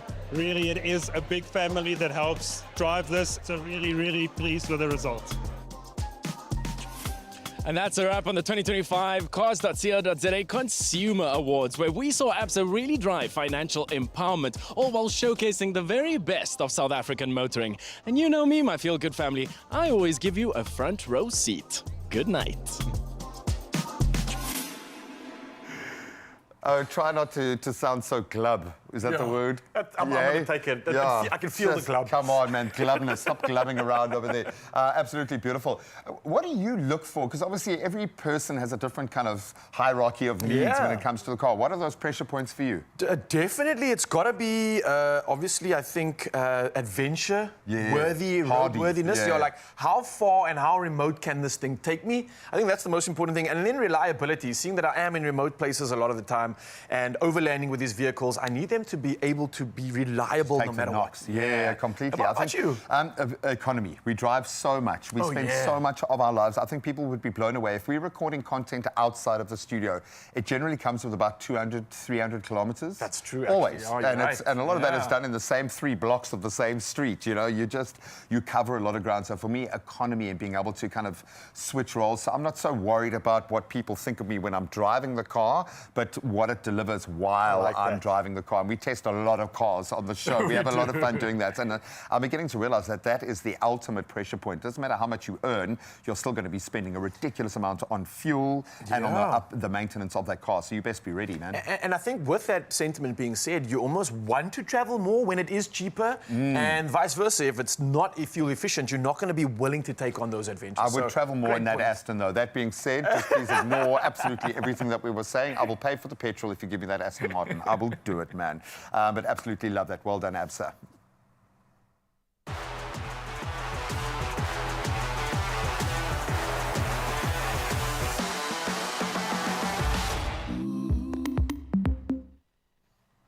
All right, lest we forget, we had International Women's Day this past weekend. Celebrations all over the country, but with the right kind of feel. Not just about pushing, I think, awareness, but action behind it. So we're going to join Absa as they shine a light on women doing incredible things. Yeah, and creating impact like no other. And we're going to be heading to the kitchen as well. We got something along the lines of another meat-free edition. It's spicy chickpea and avocado toast. Listen, the first few recipes have already been stellar, and this one's going to be just that. Don't go anywhere. Crunch on crunch on crunch.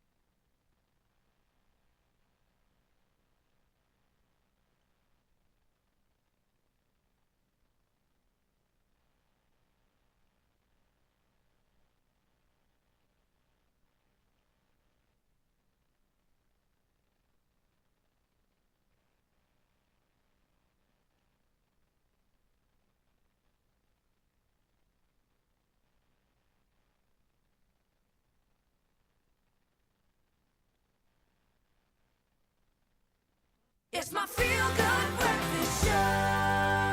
Yes, Mzansi, welcome back. Your Feel Good Breakfast Show. It has not felt this good in a while, especially seeing that it is a Monday, a reminder, but more so the fact that Absa wants to wish women a happy International Women's Day. Yeah, I love the action underpinning this year. They were celebrating over the weekend strength, resilient leadership within African women, breaking barriers in business, sports, and in technology. And their commitment is clear. 65% of senior leadership in this company hires are women. 9.4 billion rand spent on women-owned businesses on the other side of that market, and 63% of their development budget supports female employees. That impacts over 10,000 women. They are walking the walk. Now, this is absolutely incredible, and all through mentorship, funding, and education. Now, they are creating a future where women lead, innovate, and clearly thrive. Now, women are stories which are valid. They are stories of power, stories of tenacity, and stories that absolutely matter. It's gotten to the point now, if I'm facilitating something and in that matching the brand to what you are talking about the brand, walk the walk, talk the talk, that if you think of the times when we deal with Absa's top brass, when we are talking about a female kind of driven notion, you're generally sitting with a member of the executive, a leader within the company who is a woman, who is a living example of what they're trying to filter down. And when you can connect those dots, head of the organization with the most far-reaching other polarity, the woman within their market, and there's that kind of powerful resonance, you are getting it right, dude. And they really are, I think getting it right is an understatement, and the fact that we are literally seeing it unfold in front of our eyes, it's something to inspire, something to look forward to, and definitely something to celebrate. Getting it right like no other, and I can't be more grateful for this. And I think this shouldn't be anything other than the norm, bro. Well, it literally should be systemic. So get back in the kitchen, All my right, friend. let's do things. We got another meat-free recipe to whip up in just a moment, but I'm going to add to that, to the top brass at Absa, who do walk that walk every single day. Thank you for delivering on that mandate. I love the fact that when we talk about representation, it can't just be at an entry level, just about getting those jobs. What is that arc, that ladder to climb within corporate structures? And you paint a beautiful picture. So thank you so much for telling that story, because that story, like your story, really does matter.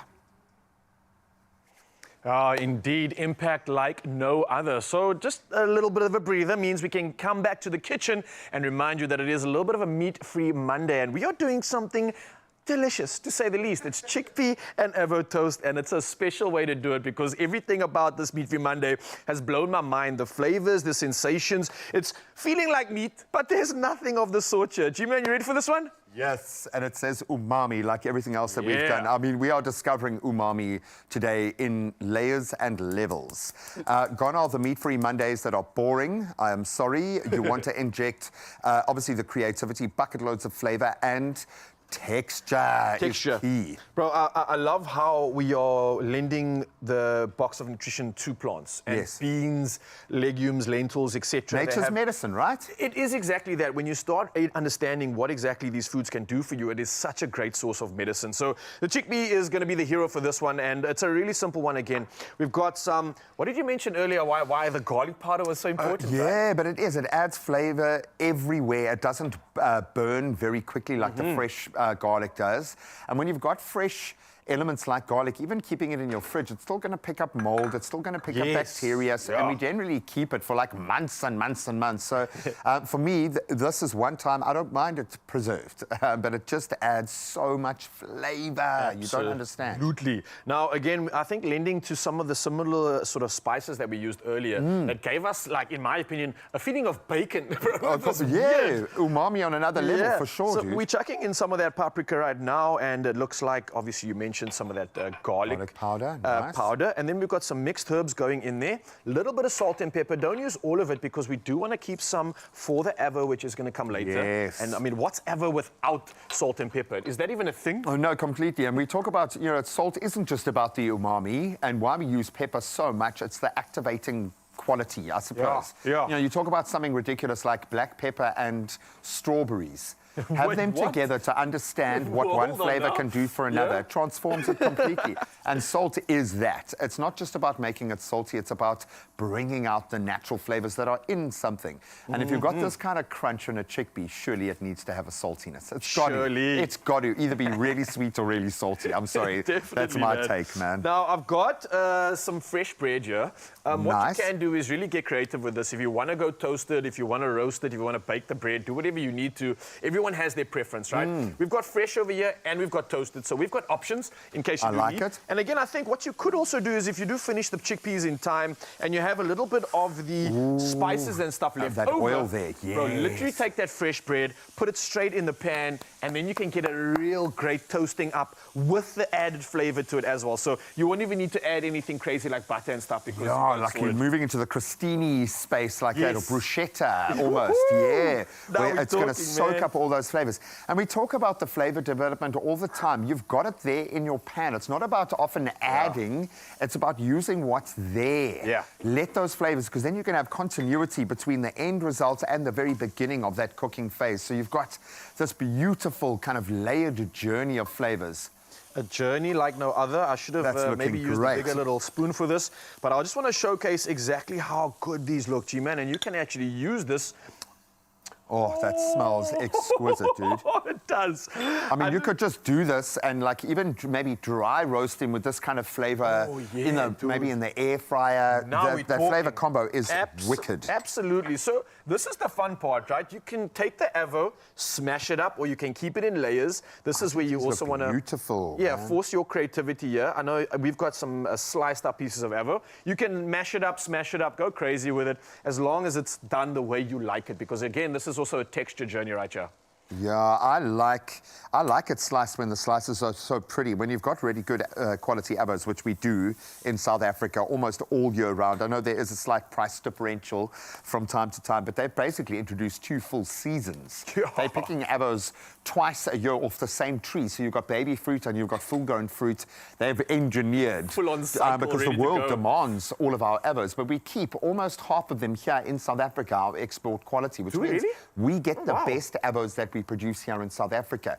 And there is almost as much demand locally as it is internationally for it. So we love our avocado. I didn't know that, man, but you can clearly see why, because it is absolutely delicious. It's a beautiful a fat source and a healthy fat coming from the plant world, coming from the world of fuel and medicine. Exactly. I love that. And then some chickpeas. I like that cross-section, but a bit of a smash always works well with an avo. And it's great to have, I suppose, mixing flavors into the avo as well. Yeah. No one's going to get left behind. I'm just going to pop that off as well. And like I was speaking to you earlier, G, you can kind of see, I didn't get it fully correct, but we've got a little bit of that golden flavor on these slices of bread, like I said. So using the pan just to add some more magic to it. And that's how creative we're getting out here. Oh, this is looking good, yeah? It's jam-packed with a kind of spiciness that I think is going to offset the avo beautifully, the creaminess, the texture of it. It's great, it's lekker, it's crunchy. It's a win. It is a win.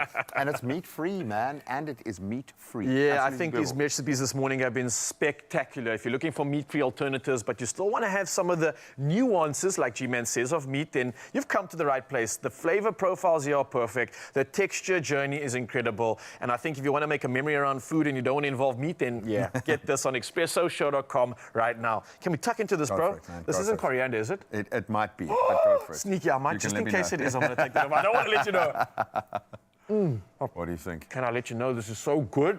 You spoke about it. Fresh, zesty, giving me summer feels. You want to cool down, but feel like you're filled up at the same time. We have come to the right place. I think I'm going to make this a winner. Oh, what do you think, bro? That's lovely. Beautifully balanced. It's got the crunch, it's got a little bit of heat, which I would actually put more heat in there, I think. Bro, I That is must say, while exquisite. we're having this good food, it's reminding me of some of the good food I had on the weekend. I got a chance to obviously spend some time in St. Francis and spend some time with little Emmy, Emily May, who spent some time with me on the weekend. We had a lot of fun, and she said, all right, you're my favorite. I promise I'm going to watch you bright and early in the morning. And she did exactly that. I want you to check a shot on this. So shout out to Emily. Check out, she's watching us bright and early. She did exactly that, as she promised. Emily, you're absolutely awesome. Thank you for watching us on your Feel Good Breakfast Show. I hope you man, that's enjoyed so the cool. morning as well. And Shout out to the Ranger as well. That's to Pops for doing some incredible stuff this weekend. We had a lot of fun. Emily, I promise you, if you had actually met me, I would be your favorite. That's all right. I know how wonderful Raul is, so I'll give you that. I'll give you that. No, he is. I think he's my favorite as well, so it's okay. Yeah. I'll give it to you. But Emily, we love you. Thank you so much for watching. Yeah, and to JJ and Candice, thanks for letting Emily actually watch us. Really appreciate it. I'm sure you can head off to school now and not get into trouble, but definitely a worthy reason for exactly that, bro. I can't stop chowing into this. This is so good. I love it, man. If you want this or any of our beautiful meat-free experiments, you can head over to expressoshow.com. Yeah, and a lot to look forward to because right now we've got an entertainer standing by, but he's not just ready to entertain us, he's also ready to find out more with some quick-fire questions. Ooh. So fun will be had right after this. We promise.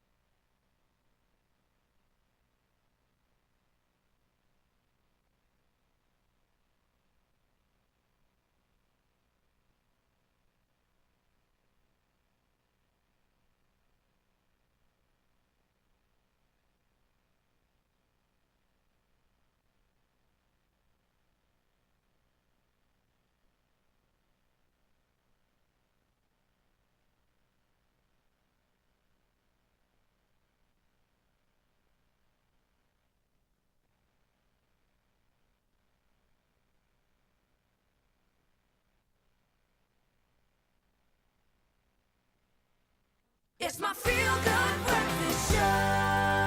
Welcome back. Brace yourself. It's time for a quick-fire question extravaganza. I love this game. We're going to put our artist today, the brilliant Clinton Viljoen, on the spot with a round of rapid-fire questions to get to know him like we've never known him before. Is my tone making you nervous, Clinton? I'm trying, Clinton's face like this. Is that nerves that I'm finally seeing?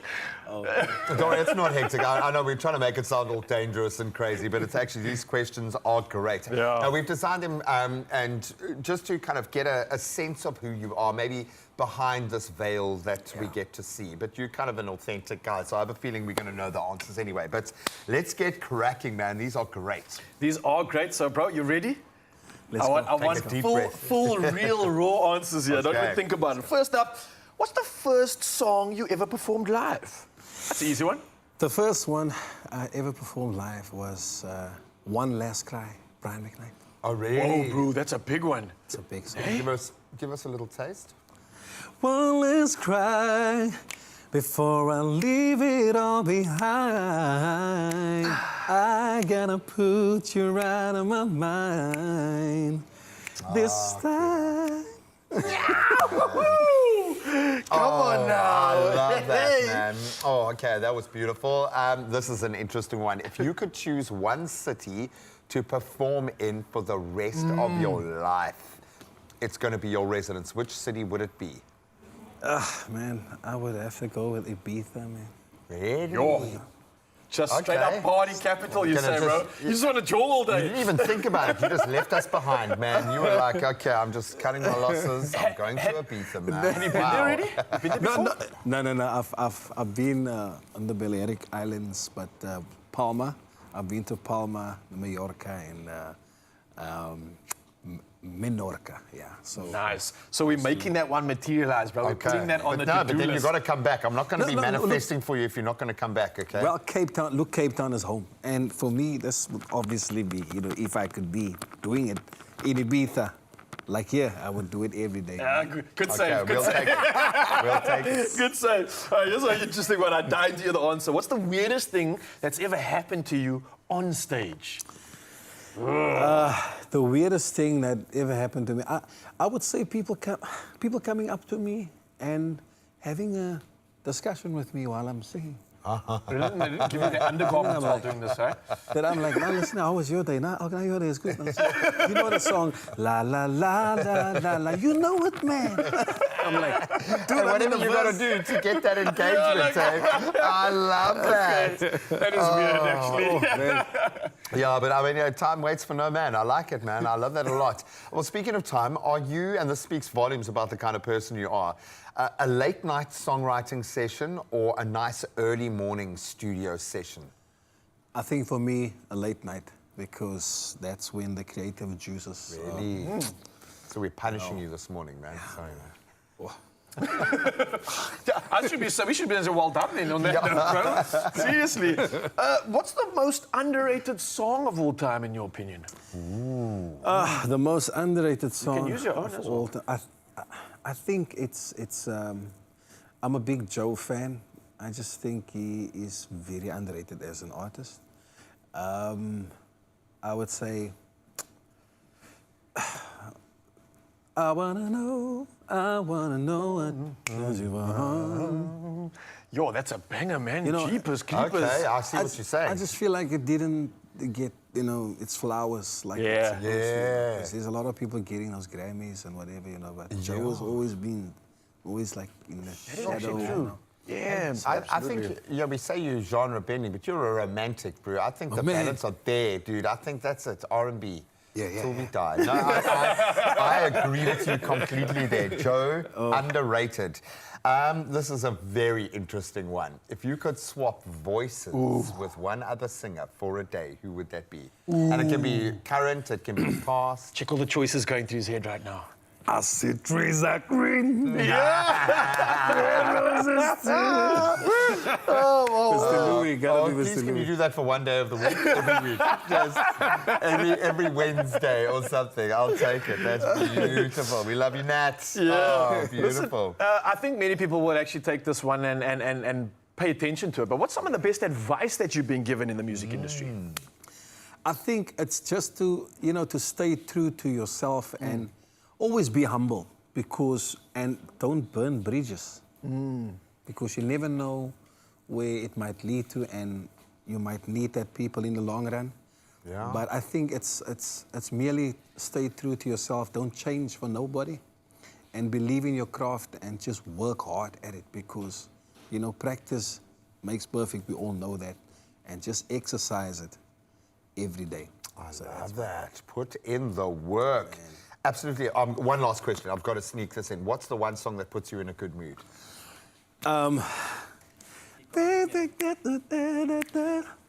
Good morning. Oh, yeah.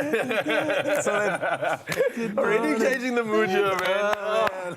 Listen, Clinton Van Yoon, we absolutely appreciate you, man. Not just the fact that you're sharing your story with us and you're sharing your music, but you're bringing all the authenticity with you. And whether it's R&B, whether it's soul, whether it's the classics, we are here for it. And we're going to say, let's do it right now and bring on another. Because, Clinton, I'm going to let you take on the stage and do that performance, bro. Thank you so much for having me, guys. You are legends. I love you, man. We appreciate I would love you. to come back, That is our guys. guy. And that's every reason that we need him, Zanzi, to get our performances going on, because Clinton's doing everything and reminding us that if you've got a talent, why are you not pursuing it? Why are you not practicing it? And why are you not working hard to make sure that you come right here to your Feel Good Breakfast Show and celebrate it with us? Because we want to know about you when we're talking about talent. So, with that being said, let's bring on the talent of the day. This is Clinton Van Yoon once again, ahead of some new music and that EP releasing this year. So let's go.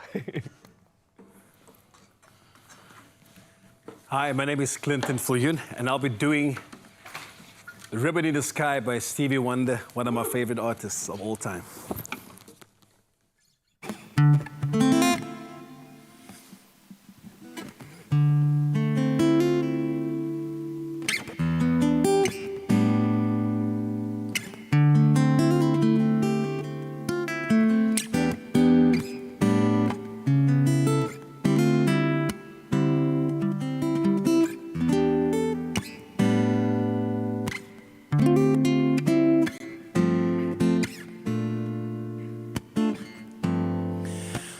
so long. For this night I prayed that a star would guide you my way to share with me the special day. There's a ribbon in the sky for our love. If allow me to touch your hand, and if please, may I once again, so that you too will understand. There's a ribbon in the sky for our love.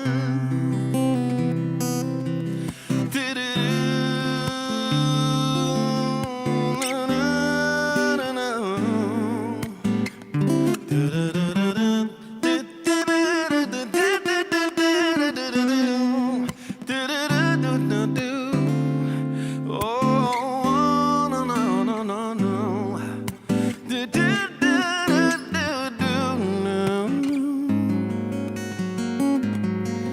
This is not a coincidence, and for more than a lucky chance, but what is, it was always meant, is a ribbon in the sky, a ribbon in the sky. There's a ribbon in the sky for our love.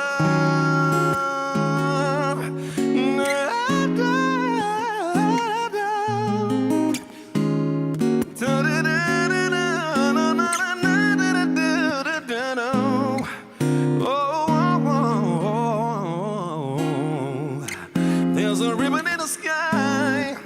There's a ribbon in the sky for our love. There's a ribbon, there's a ribbon, there's a ribbon in the sky.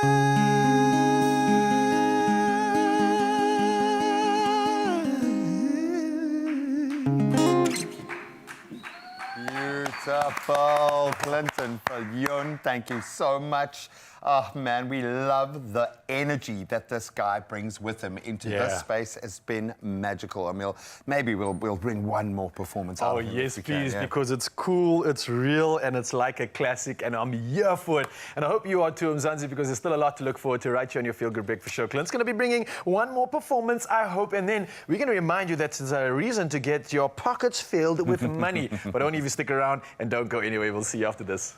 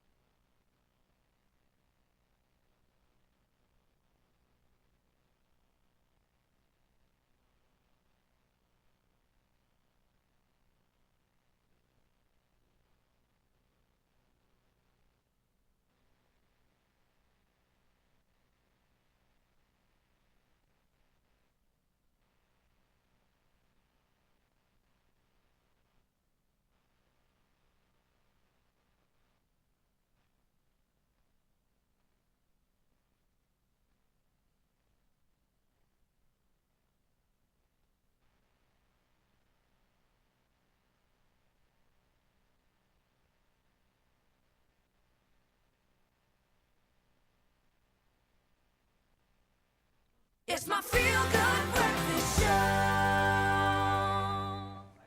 Yes, Mzansi, welcome back at your Feel Good Breakfast Show. And here's a way to make Monday feel like a Friday, because we can make it rain lots of cash this March with a guaranteed 1 million rand in daily Lotto. That's the jackpot that's up for grabs this Monday. So the question really is, what are you waiting for? You can play with 3 rand or more, and you can make everyday payday. So do the following right now. Buy your tickets in store on the nationallottery.co.za website, the mobile app, cell phone banking, or you can simply dial *120*7529# and then follow the USSDs. Now, we also put all these details on our Expresso social media pages, so you can go check it out right now and make today a big payday. And it awaits you when you play the Daily Lotto for that guaranteed 1 million rand jackpot today. So, Mzansi, what else is there to do other than get involved and play now? And someone that's about to play us into the week and start this Monday off on a beautiful note is none other than our artist of the hour. This is Clinton Viljoen.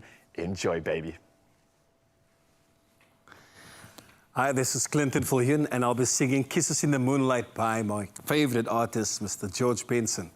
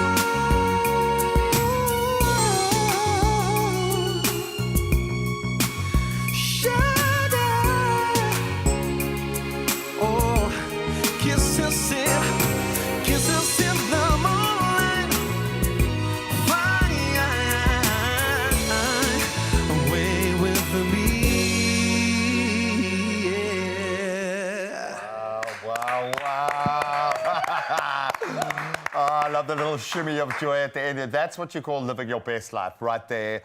Oh, you nailed it, my brother. Absolutely loved every second of having you here. Thank you so much. Take a bow, my friend. Indeed. Wow, beautiful stuff. We love you, man. Yeah, and again, a shout out and a heartfelt message of love to everybody out in St. Francis and to the Koga community and municipality. Firstly, Reynolds Steerman, this is me having some fun, having a jol in St. Francis. What a beautiful time. What a beautiful life. This was a weekend ahead of the Nappy Braai for my friend that I competed in lifesaving with in SA and around the world, Mandy and Wiz. So shout out to you and thanks for having me in this incredible space. Wow. And again, Reynolds Steerman obviously also doing some incredible stuff, looking after me. Here's some of the boykies just having fun. There's my man, the serviceman of the municipality of Koga. Bro, I promised I'd get this out and we did it, man. So I know you're representing everybody out there doing incredible work and we want to say thank you so much. So really appreciate all the servicemen out in our country. Oh, completely, man. The lifeblood of this country. So thank you so much. It really was an amazing weekend.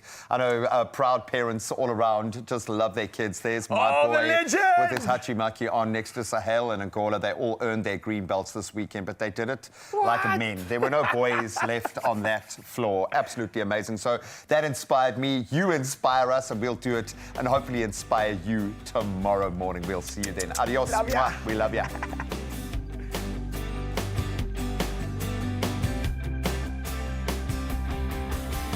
Another feel-good production.